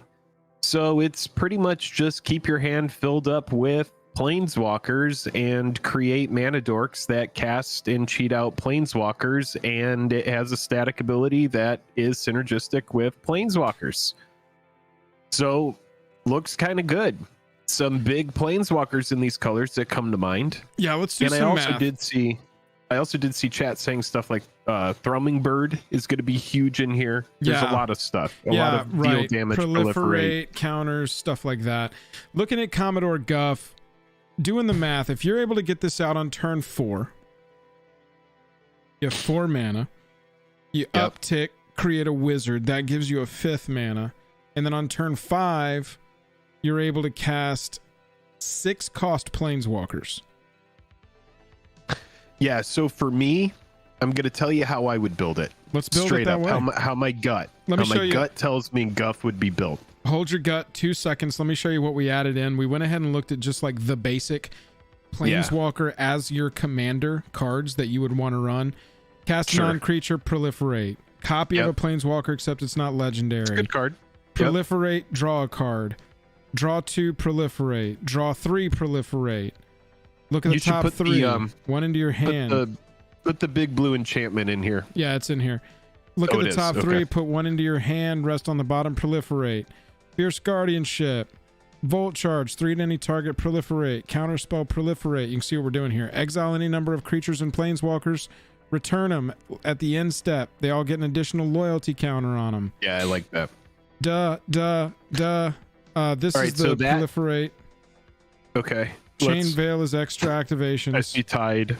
I see Oath of Teferi. I see Teferi's Talent. All of those are good. Ichor Moon is a 0 proliferate on all your planeswalkers and choose a counter on a permanent. Put an additional one on there when you cast a non-creature. Then, yes, cast a spell, proliferate, activate loyalties abilities twice each turn. Whenever you draw a card, put a loyalty counter on Enchanted Planeswalker, and Enchanted Planeswalker has -12.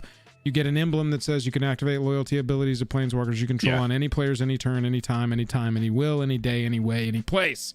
Additionally, we run Karn's Bastion and Forge of Heroes because we can put an extra loyalty counter on Guff as it comes in. But that's where we're at so far. And then Command Beacon so we can put them straight into our hand. What's your gut say, Jake? Where would you fall? All right. Well, I agree. First of all, I agree with chat. We should run Call the Gatewatch and Deploy the Gatewatch, which are both pretty much big old janky cards that never really got much play, but seem to be good in here. Oh yeah. Sorcery Speed, Tutor, Planeswalker. They're both cheap cards too, so they work with our budget. Now what I would do is, because we do not have green, big sad face, we're gonna have to go, I would go at minimum like 8 to 10 mana rocks. The 2-cost ones that are going to be the signets and the talismans that are in these colors, and then I would go so we added off of a package, and we can make an adjustment to this.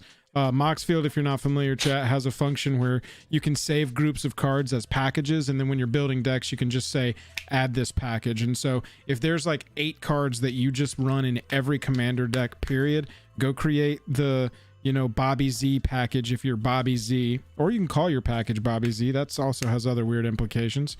And then you can just automatically add those to your deck every single time. Everflowing Chalice, Jake, this seems good because it's proliferate. I also really like Astral Cornucopia in this deck, just because those proliferations go absolutely insane. True. That's true. I would cut Lens and I would bring in one of the talismans or one of the talismans or signets. I'd be fine with that. Lens it's still a good card. We'll cut Fractured Power Stone along the same lines, and then we're gonna add in the talismans that are. No, it's not talismans. It's talisman. Conviction, creativity. Yeah, creativity progress. Is good. And then I also think that we should look at the signets. And just because my idea is you want to get to Guff as soon as possible, and then we're just going to play the best planeswalkers. I mean, that seems like the way to go. We need a little bit of removal in here. We don't really have that much. But I mean, 20 of our slots are going to be saved for planeswalkers.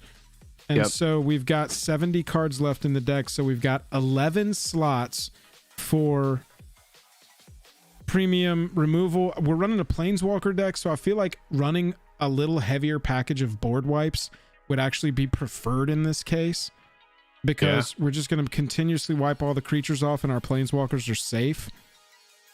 You could just go Vanquish the Horde. You could go Wrath of God. I think would go this Blasphemous might be too Act. many rocks, but that's just me. 1, 2, Wait, 3, is Blasphemous 4, 5. Act going to hit planeswalkers? Does that count walkers? I think that was before they... Each creature. And oh yeah, it's just creature. Yeah. What am I talking about? What'd you say? Yeah. So we go. I would go that. Go that. Yeah, Time Wipe is good. And then I would go the 2 usual suspects. I would go Path and Swords always. I'm very much like 1 white Exile is always good. What other board wipes? Austere. Austere Command is good. Damn, we can't. We did do Vanquish, right? We did Farewell, do Vanquish. Thank you. That's what I'm thinking. Yeah, Farewell is good. There we go. And then Vanquish. Yeah. Okay, so that's 3, I believe. Let's double check. 1, 2, 3, 4. I think that's good. 4 board wipes in here. And then do a mystical tutor. I would do mystical in here, definitely. And probably personal. I like personal as well, but mystical at minimum. Yeah, that's an $83 one, and we still got a lot of planeswalkers to run. We got $265 of our budget spent. Let's cut that one. Let's just put it in, but let's put it into well, it's about to get a reprint. Yeah, hopefully the price goes way down. I used to have one. What did I trade it for? Jesus. What do we run instead of Disenchant? Disenchant is the boring version of... We need to get a couple... We still got 4 spots for removal in here. Oh, wear and tear, yeah. Wear and tear is exactly what I'm talking about. Yes. Yeah. Generous gift as well as good. It's good too. But we do have, a braid is good. Yeah. We'll take a braid. We'll take generous. One more spot. Rip apart. Let me see what it does. I can't remember this one. Artifact or enchantment, or 3 to a creature or planeswalker, sorcery speed.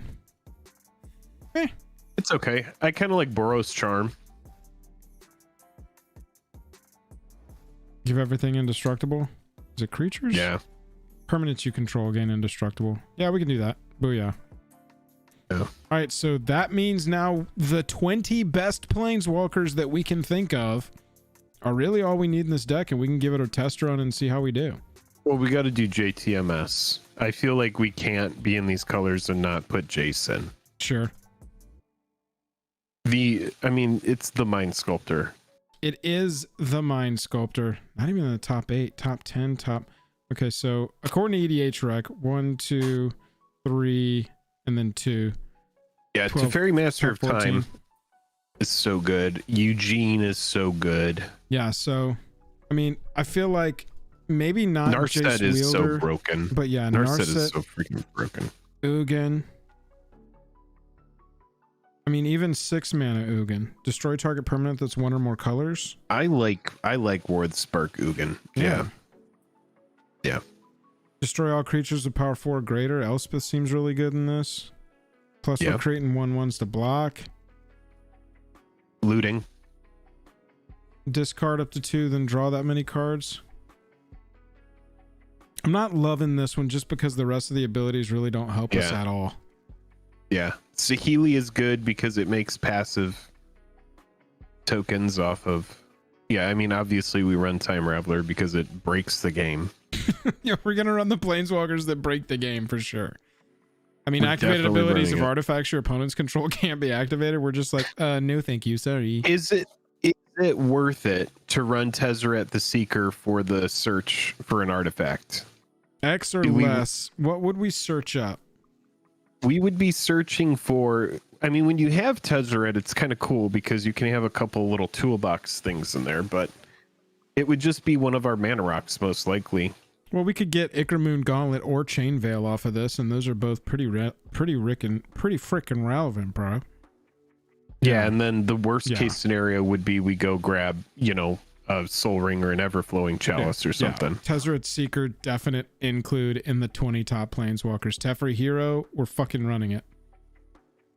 We put... what about Sarkhan? Oh, yeah. No, down. Yeah. To the left. Gotta run Sarkhan. Up.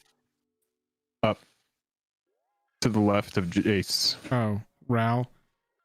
Yeah. Cast next instant or sorcery spell this turn. Copy that. That's not bad because we do have quite a few... we have quite a few spells in here that are off rate, but good for us because they proliferate, like Vivisurgeon's Insight, draw 3, proliferate. Not a great rate, but in this deck, the proliferation and the synergy here is off the chain. Yeah.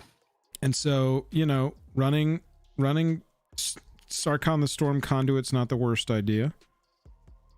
Artifacts here is not going to do it. Karn just for value. Chandra Torch, got her in there. Chandra Torch definitely made the cut. Target artifacts not where we want to be. Artifacts, you know where we want to be. Choose a creature until your next turn. That creature does combat damage, not where we want to be. Value. Top 2 cards of your library, put one into your hand. Untap up to 4 target permanents. I mean, that just seems like really good value, right? Plus, if we can get a to little the emblem, expensive, but yeah, pretty good. Pretty good. Well, remember, if we play him on... well, we can play a 6-mana Planeswalker the turn after Guff has come in, because Guff is always going to come down when we have 4 mana, and he's always going to make a mana dork for us.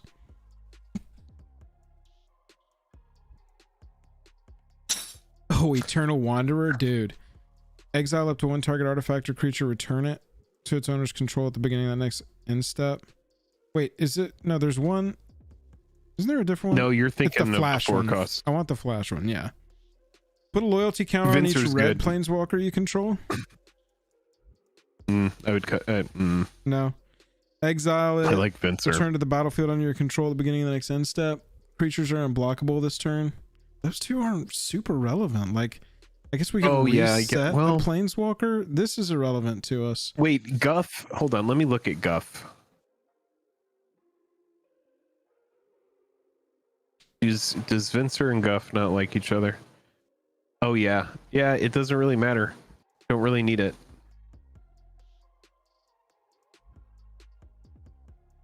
Wanderers, exiling creatures, preventing all non-combat damage that would be dealt to you and Planeswalkers you control or permanents you control. It's pretty good, and with the proliferate, we might be able to get that exile going more than once. Yeah, that's actually a really good point. I feel like these two are no-brainers. Sarkhan's going to make all our Planeswalkers dragons, and Chandra's going to give each opponent emblems that just slowly take them out of the game. Temporal Pilgrim, draw a card, put a loyalty each counter opponent on. Gets one. And it can't be countered. Yeah. Dude. And 3, it just, as a kicker, you can deal 3 to each non-elemental creature and just clean up the board. Oh, this is a good note from Connor. Connor says you can -3 Guff every turn with Vincer. That's true, because you can do the Blink him and -3. reset him. Yeah, that does seem like a consideration. And Vincer will be able to reset Planeswalkers just in general, which is kind of interesting if we're using down abilities. We'll put it in there for now. At least in considering. Yeah, it'll get dropped into considering if we don't like it. I think it's worth it. Yeah. Good looking out there, chat. Do we play Granddaddy of Legacy? Karn Bro, Liberated? I like this card. What is that art? The Jumpstart anime art. Oh shit! I didn't. God, I'm so out of the loop on some of this shit. We only have an MTG channel, y'all. You can't expect us to keep up with all this shit. Sorry, there's too many products. I had never seen it either, does pal. Vincer... Wait, am I wrong about Vincer? Oh, it returns permanents at the end, not immediately. Yeah, that's not gonna work. That's my bad. That's my bad, chat. Teferi Temporal Pilgrim. Draw a card, put a loyalty counter on it. Draw a card for 0. -2, create a 2/2 spirit with vigilance, and whenever you draw a card, put a +1/+1 counter on it. That could be a nice little value. And then target opponent chooses a permanent they control and returns it to their hand. Then they shuffle each non-land permanent they control into their library. Sheesh. Yeah. Palumbo with the $5 super chat. Thank you again, Palumbo. Says off topic, but Guff broke the 4th wall in the lore and realized he was a card. I didn't realize that. That's crazy. All hail, by the way. The 4th wall. Palumbo. All hail the Stream Monarch Palumbo. Did y'all head to MagicCon? No, but we are planning to go to Vegas in September. D Hammer says Displacer Kitten. Yeah, not a bad idea. Creatures. Tap target permanent. It doesn't untap during its controller's next untap step. Tamiyo has always been pretty good, dude. Not bad. That's not bad. Yeah. That's not bad. This one. Enter the battlefield this turn. You can activate our loyalty abilities anytime you cast an instant. -2. Exile target tapped creature. You gain 2 life. So you respond to attacks by exiling for 4 mana, and you get a That's walker that's definitely a sexy one to be in here. Oh yeah. Narset Transcendent. Whenever you cast your next instant or sorcery spell this turn, it gains rebound. Ooh, that's pretty strong. That sounds sick with all of our proliferate cards that are like drawing as cards, proliferate, etc. I remember. Oh, sorry, Joel. No. That's all I have to say. I think it's good with that to give all those cards rebound because, like I said, we're playing some off-rate cards just for the synergies, and so anything we can get to get extra value out of that. Now, when that Narset came out in DTK years ago, one of the biggest complaints about that Narset was that it can't protect itself. Yeah. It costs 4. It comes in with a bunch of loyalty. So maybe in this build, it's actually going to perform better because you are getting 6 loyalty, 4/4. It has rebound that's going to give your stuff. You're running a deck that's almost completely non-creatures on land. Yes, I think that maybe this could actually thrive in here. Still a $10 card. Look at that. Mythic that's only seen 1 printing. It'll do that. Jank, good looking out. Yeah, Dak might be worth it because we could steal mana rocks. It's always a good time. Gain control of target artifact is so freaking good, dude. Yeah. I have just been absolutely put on tilt from a Dak fade and hitting the battlefield and them just taking an artifact and still having a planeswalker left over. Yep. It just -2s. It comes in with 3. Sheesh. All right, let's see where we're at. We're starting to get down into some pretty nasty ones. Draw 2, put a card from your hand on the bottom. Create a blue dog illusion creature with this power and toughness equal to twice the number of cards in your hand. That could actually be really good with this. Exchange your hand in your library, then shuffle. You get an emblem with you have no maximum hand size. I don't hate that plus ability either. It's like looting, put something on the bottom. It's not bad. Definitely worth considering. Now, if we go Saheeli, do we just run Felidar and have the infinite?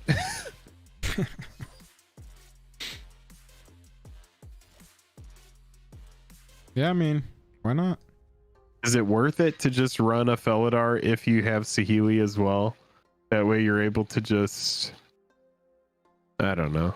Do the thing. Do the thing. Let's see. Right, that's what we're thinking, Mr. B, is occasionally... Do we want... You want at least... Do we want to... Okay, we're actually over. We are actually over. We didn't even get to this guy. Are you ready? We didn't even get to Gideon. And a lot of the Gideons come with that whole indestructible clause where it's like, it might be worth it to run a couple Gideons because they're able to, like Ally of Zendikar, for example, that goes wide. That makes tokens. You got Gideon of the Trials, which turns certain things off. And as long as you control a Gideon, you can't lose and the opponents can't win. Yeah, man. Yeah. So there's if we're gonna run those maybe... two, as long as it's your turn, it's a 4/4 indestructible. It's still a creature. Up to 1 target creature you control gains vigilance, lifelink, indestructible, or -6 exile target non-land. It's not bad, right? It's a cheap Gideon. I was actually really surprised that Gideon never took off. And I honestly fucking hate that Gideon. Just from Foil Quest. But in here, maybe it's good. All right, so if we're going to run Gideon those 3 Gideons, hell. do we run Champion of Justice? Put a loyalty counter on it for each creature target opponent controls. Until end of turn, it becomes a power and toughness equal to the number of loyalty counters on him and gains indestructible. Or -15, exile all other permanents. Yeah, but do we ever get to that 15? Oh, wait.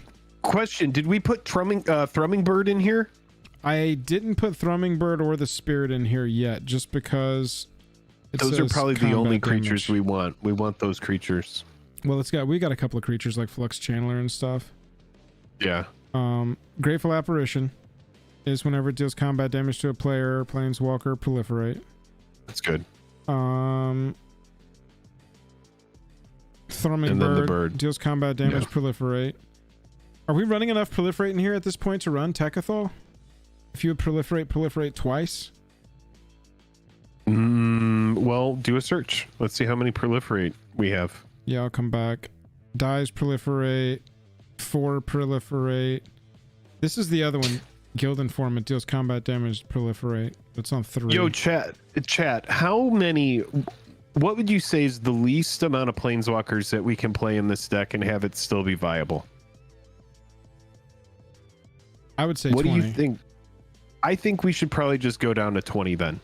I think we should pick the 20 best planeswalkers and play those and then fill the deck out with stuff. Because the thing about Commander is that Planeswalkers typically they kind of like fall short. So it's like I think we need to tune it, and the Planeswalkers that we do play, they need to be amazing. They need to just be the top tier. So the ones that are the most game breaking ones. All right, so I moved Mordenkainen and Tamio to considering. I moved Venser gone, completely off the list. We got 5 left. What Gideon did you say was a trap? Blackblade? Cut Eugene. Dude. No, that one's good. Well, it does. Here's the thing: is it is a nombo if we have a good board, right? Because then if we come in, we can't use that -X. You just have to lightning bolt stuff, which never is a negative thing. We're not going to cut the Eugene. Board wipe for each permanent. If you're playing Eugene, cut Ineffable. Ineffable could go. It is a destruction spell. It is 6. It's not loosing any of our other colorless spells because we don't have a lot of them. I think this could go to considering. That's arguably a good move there. All right, let's cut 2 more. We'll keep 22. So let's cut 2 more Planeswalkers. I would go. I don't know, man. I just don't think these Gideons are where we want to be. Well, let's cut Blackblade. Which one? Let's cut a Gideon. There we go. There's one. One is dead. Like, mostly this is just going to be, we get the emblem, so they got to kill Gideon, and then it's going to prevent all damage target. One permanent would deal as we turn around the board. And then this is going to put 2/2s with no other abilities on the battlefield. But it does do the +1, which makes it an indestructible, which is kind of good. I would cut Trials over these 2. I think Gideon ally of Zendikar actually is pretty good. It's 0 being able to just make tokens. It's not that bad. Okay, so that's 22 there. Now we got 5 cards in the deck that we got to cut past that. Let's look at how much Proliferate we're running. I mean, I still just don't like this. I think we're literally running every Proliferate that's arguable to run, Jake. I mean, I'm running Vivisurgeon's Insight over here. 5 mana sorcery speed, draw 3 Proliferate, right? I'm running all of them. And I still kind of don't want this. Andrew says, throw in an Oko, screw the color identity rule, just stare down your opponent to maintain dominance and elk their stuff. I'm actually going to start doing that with a lot of my decks now that you say it. That's not a bad idea. I think Deep Glow Skate gets your alts easily. I like what Jacob says here. Fogbank and Maze are really good for protecting Planeswalkers. Oof. So yeah, Fogbank isn't a bad idea. Guard Gomazoa comes to mind if we need extra effects like that. That is a good note in here. Is like we got to find spots. We have 4. We are at 104. Yeah. That's the problem with playing Planeswalkers is like you do want some of the pillow fort kind of stuff. You do want it to be difficult for 100%. people to just swing their whole board at your walkers. 100%. That's why this is a scary strategy, you know? Well, that's why you run 1, 2, 3, 4 board wipes. Maybe even start thinking, do I need to run Guard Gomazoa if I just run another board wipe? Right. Ickermoon is definitely in there.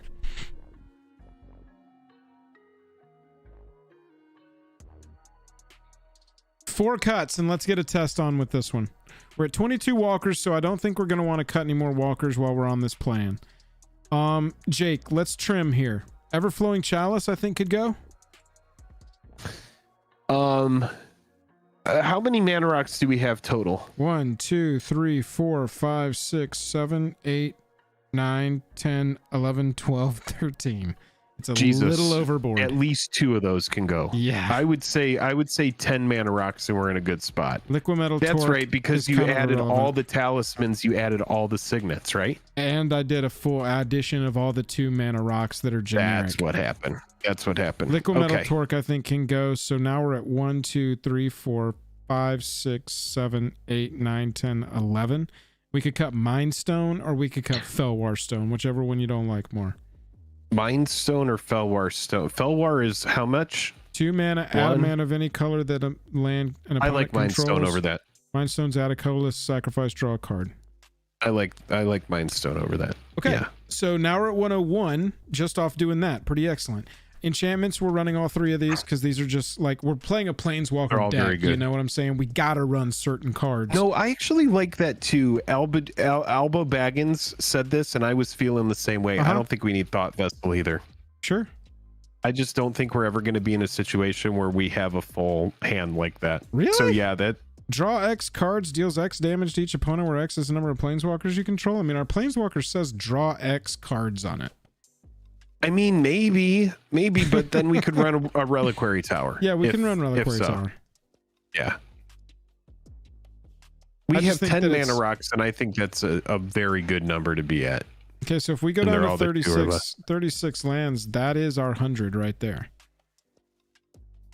Yeah, 36 lands with 10 mana rocks. That seems like we're never going to have problems casting Guff. We are a little over our budget on this one, but look, I think we should allow a variance of $100 on this one, and we're only at 72 of that because we're playing Planeswalkers. We're already a step down on the strategy ladder as far as strength goes. We need to run the good ones regardless of cost. Yeah. D-Hammer, I'm exactly with you on this one. Only 72 over, but F it if it's a Super Friends deck. So, utility lands. Karn's Bastion is a must. Already in there. Command Beacon, same. This is a definite one where it dying is going to happen. So putting it from our hand in the command zone, relevant. Forge of Heroes, adding a loyalty counter to our Guff as it comes in, relevant. Triome, yes, thank you. Triome is a definite. Yeah. I always like running at least 1 or 2 effects that are going to be like a Ghost Quarter or a Strip Mine or a Wasteland. If we can fit that in, then that's good, but we don't have to do it. Well, we've got some... What's the cheapest one right now? I am trying to stay under 500. Strip is 12. Yeah.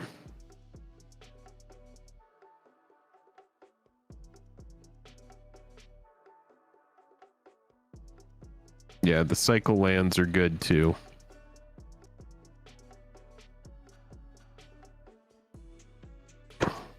Cycling? Yeah, I mean, we could bring in Ghost Quarter. Ghost Quarter's fine. Strip Mine, Ghost Quarter replaces itself. So yeah, we could bring in Ghost Quarter over the Strip Mine to save a little money. I'm gonna run Ash Barons in this deck just to fix our mana a little bit. Forgotten Cave. Remote Island, Secluded Steppe. What was that after that? Ghost Quarter, and then you can cut the Strip Mine. Because Ghost Quarter at least replaces itself. There's a better Ghost Quarter, which is Demolition Field.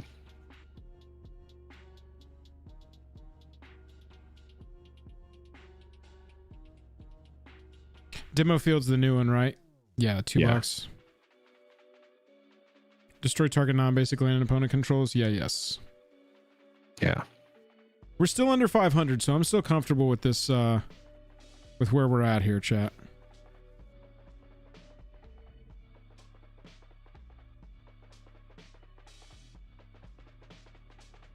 Our red is basically non-existent, so we could come up an island and a plains and go down 2 mountains, I believe. Doop, doop, doop, doop.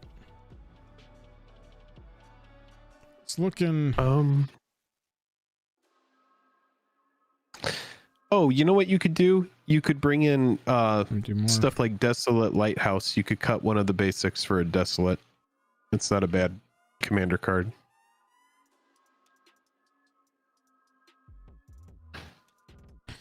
Desolate Lighthouse. Desolate Lighthouse. Draw a card, discard a card. Why not?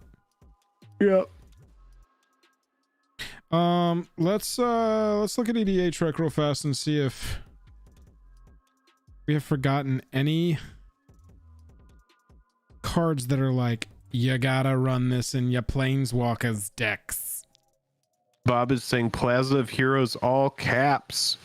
Oh, Maze of Ith is good. Maze of Ith is good, but it doesn't count as a land. It doesn't actually float mana.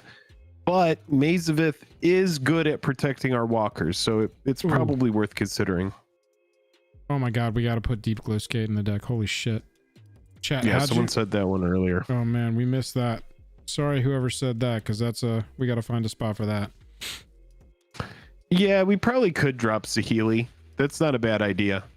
Saheeli is pretty meaningless. I think I did already. Oh no, I did not. Yep, goodbye. In for the Deep Glow Skate. Later. Ickermoon, Narset, Teferi. Oh, we didn't put All Will Be 1 in there. Somebody said that too. All Will Be's got to be in there. There's like a win con in this deck. Jank is saying Interplanar Beacon. Yeah.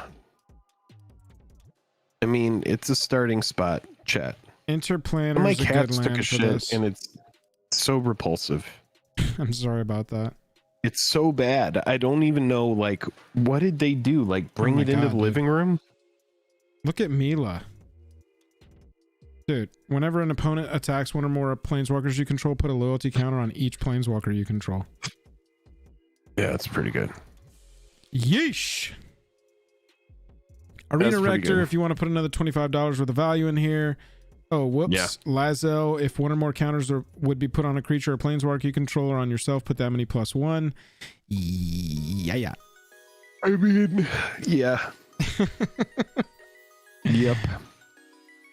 This is why you have to, like, this is why we cut a bunch of planeswalkers, because it was just like, couldn't go in with that many. I think I'm going to stop looking. at this point. Yeah, that's it. Jiru with Eyes Open's a good tutor. I saw somebody say that earlier. That was a card that I bought a lot of copies of back in the day. Yeah, we're just gonna back up. We're just gonna back out, say that's good. We just got a couple of like critical planeswalker pieces that we didn't miss. And now we just need to cut 4 cards, of which 1 can be a land. So we'll kill planes. Were there any lands I'm missing? What is Resourceful Defense? Everybody is like, I can use capitals. Whenever a permanent you control leaves the battlefield, if it had counters on it, put those counters on target permanent you control. Yeah. Oh, that is good. Yeah. Okay. Good call. Deification. Yeah, that's a new card, right?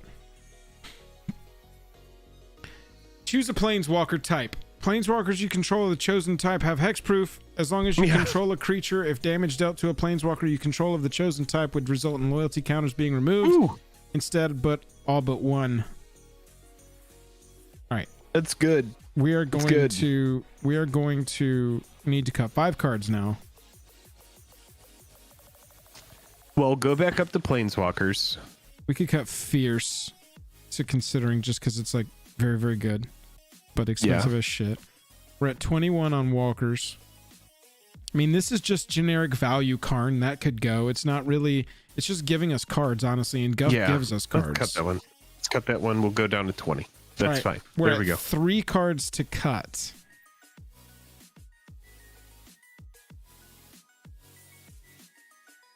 A Braid? This is basically just destroy target artifact. Yeah, that's fine. Even though it's good. Yeah, we've still got answers to stuff, and we've got a mystical tutor to go and get any of the answers that we need. Oh, you know what we didn't run is Contagion Engine. Yeah, I ended up not putting it in there just because of the expensiveness of it. But it's really good.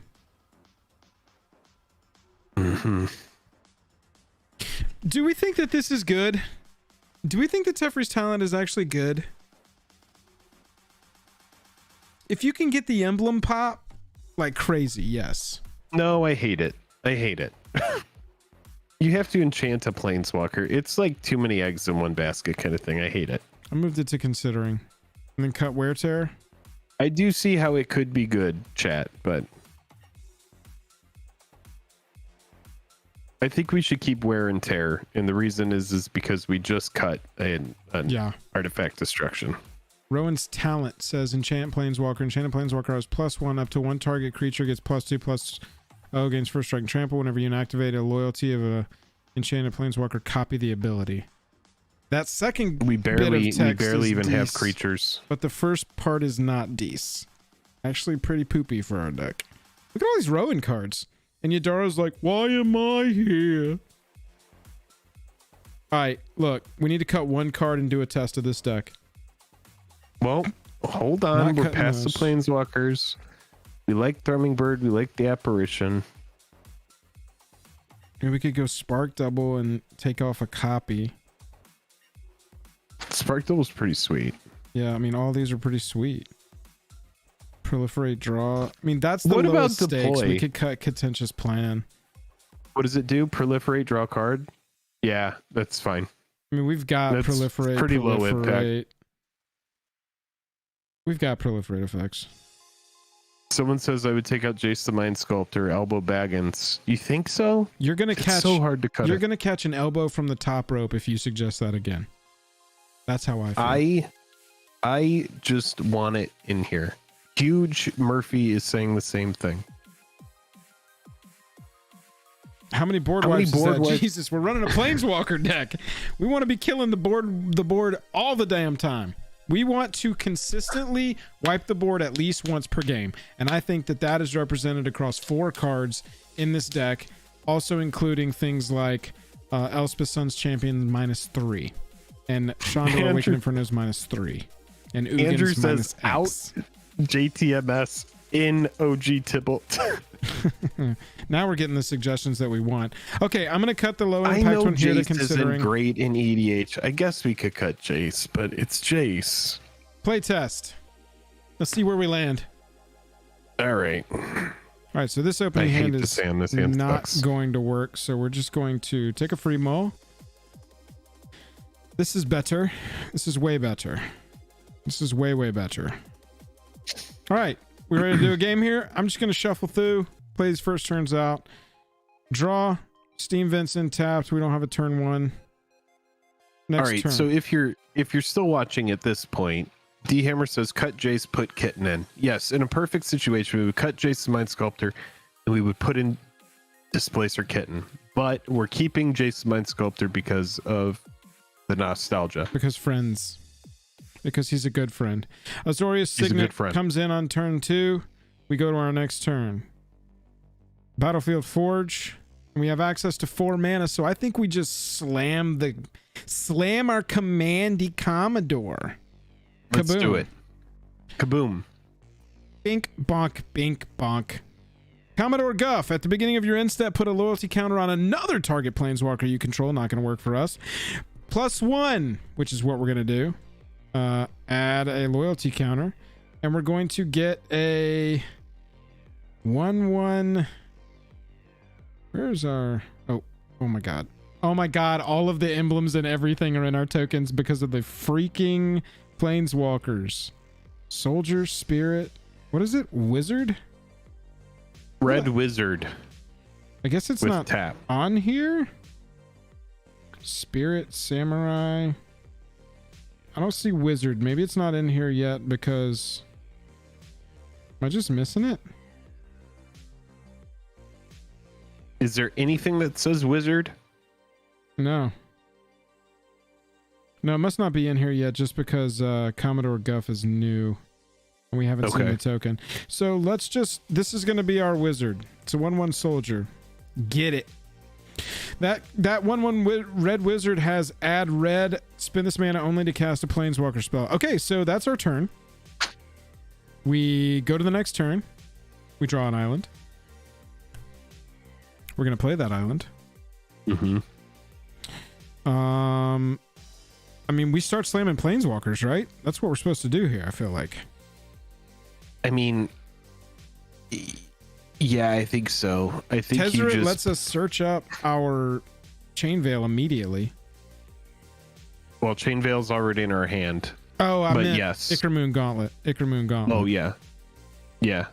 I mean, we could also run Deification out there. We don't have the mana to do all of it. So we got some options. Let's do something. Let's go Tezzeret. That's going to be a blue and 1 red, and 1 more. We'll just go the Chivalry for colorless to play Tezzeret. Mm-hmm. All All right, so we're going to minus Tezzeret down 3. Okay. And we're going to search view library. We're going to search up Ickermoon, right? Ickermoon. Where does it go? Onto the battlefield?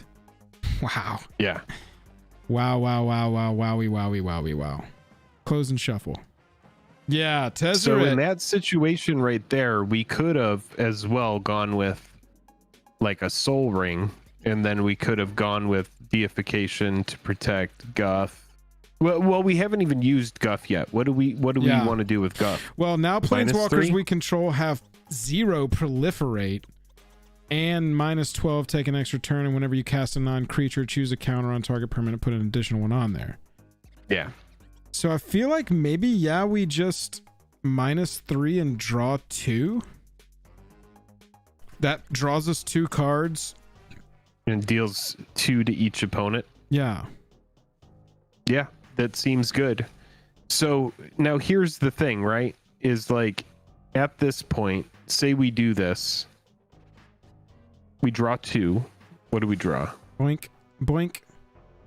Teferi Time Raveler and Mila Crafty Companion, which says whenever an opponent attacks one or more planeswalkers you control, put a loyalty counter on each planeswalker you control. Yeah. I mean, honestly, at this point, this is not a terrible time to be act. If we could potentially.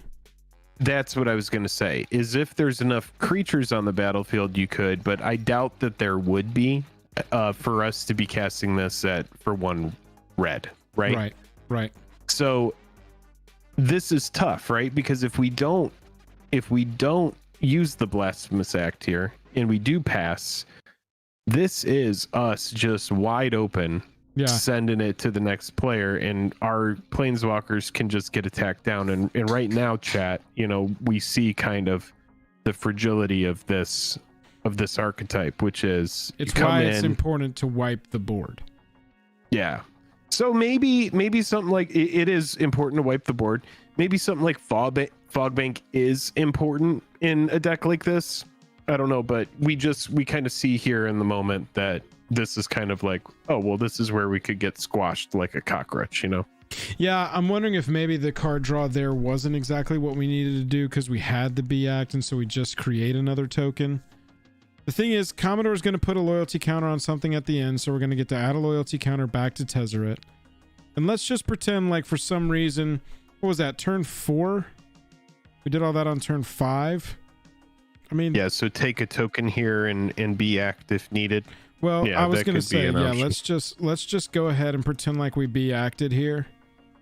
Okay. And then we'll go to next turn. So we've got Teferi that can come down for 3. 1, 2, 3. That is going to tick up 0 to proliferate because we don't have any sorceries right now that we need to cast here. We could potentially return something to their hand and draw a card. But with Ickermoon Gauntlet on the battlefield, this goes up 1 by proliferating. This goes up 1. This goes up 1. And add a land. You got to play a land. You haven't done that yet. Yeah, I know. I was thinking about experimental augurying here. Look at the top 3, put 1 in the hand, rest on the bottom, and proliferate again. Okay. Because, well, I mean, at this point, also, I like your idea here a lot. Remove a loyalty counter, -1, and go get our soul ring right onto the battlefield. Boom. View library, close and shuffle. And so now we're in an interesting place because we could cast Chain Veil. We could cast, I mean, this is where deification really comes into play nicely. Just pick Guff. We could potentially just draw 3 cards off of Guff, see what happens, and we've got 4 mana up after that. And I don't mind that. Remove a loyalty, remove a loyalty, remove a loyalty. 1, 2, 3. Haven't played a land yet for turn, so we can play Adakar Wastes. We'll just have that as our placeholder now. We could shock in Sacred if we need it. I mean, at this point, we still can't play Mila, unfortunately, this turn. What does deification do? Deification is the one where you choose a planeswalker type.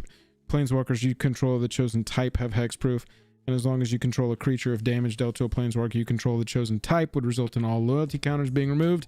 Instead, all but one of those counters are removed.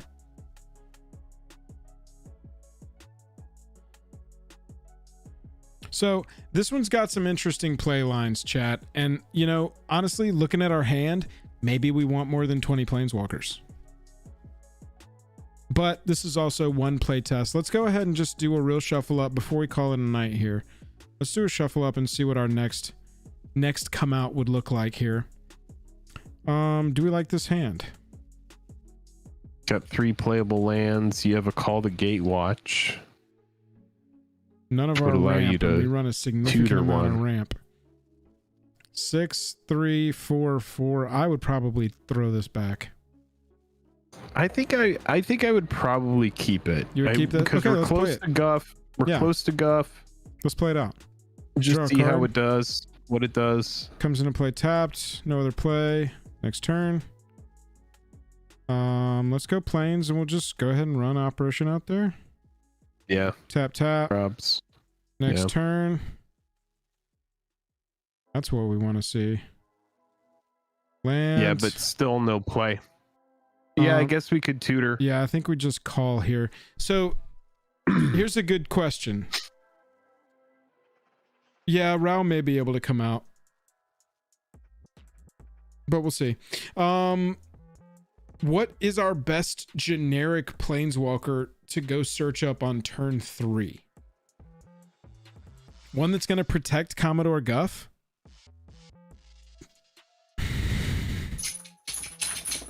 Which planeswalker do we have that helps protect our other planeswalkers? That we can get with 2 blue or 1 red, 1 white.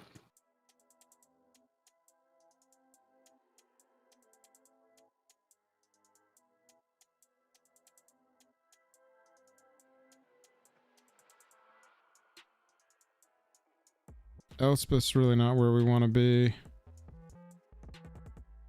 I mean, Gideon? Yeah, we don't have 2 white. Oh, yeah. And that's a planeswalker card, right? It's not searching for a creature as well.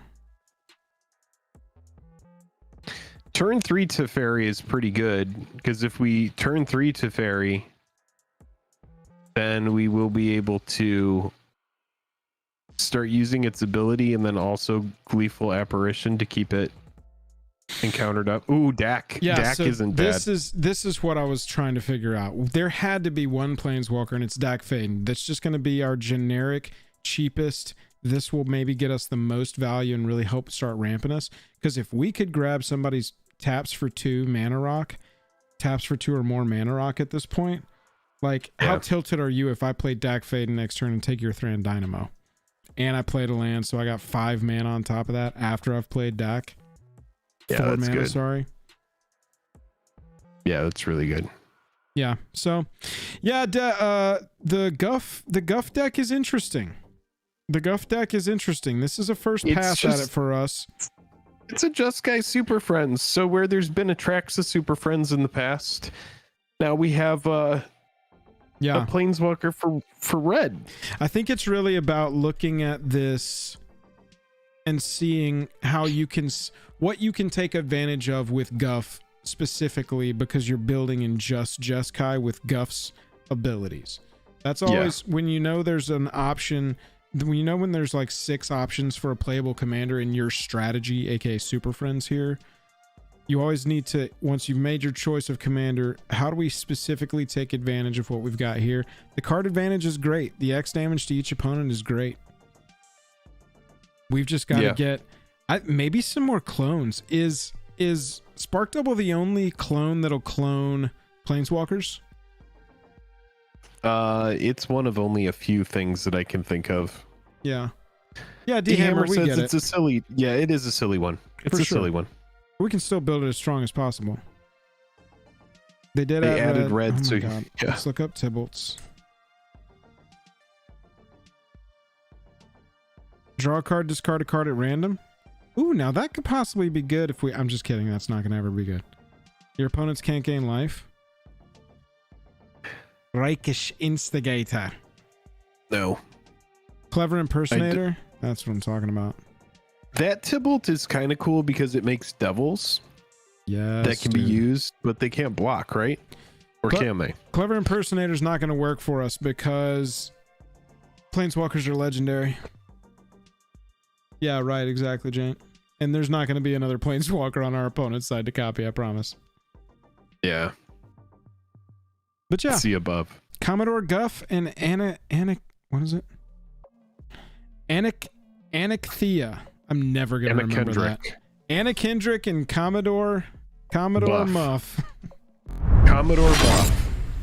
Oh, Dr. Muff and Anna Kendrick. We're gonna go do some yodeling with no instruments. Captain Buff and Arnold Schwarzenegger. Anikthea. Chat. Thanks everybody for hanging out tonight. Really do appreciate. Brand new video coming out tomorrow. Make sure you go. important spicy video. Do you want to do a premiere for tomorrow's video, Joel? I don't know. We'll talk about it. No? Okay. IDK, my BFF Jill. All right. Well, everybody, thank you so much for hanging out. Hot spicy video coming out tomorrow. Make sure that you watch it and share it with your grandmother. Yeah, share it with your grandma. That will probably be the person who relates to it the most. We love you all. We miss you all. Thanks for hanging out on a Monday. We will see you again live Wednesday night. Enjoy the video tomorrow. Bye. Goodbye. Talk to you soon.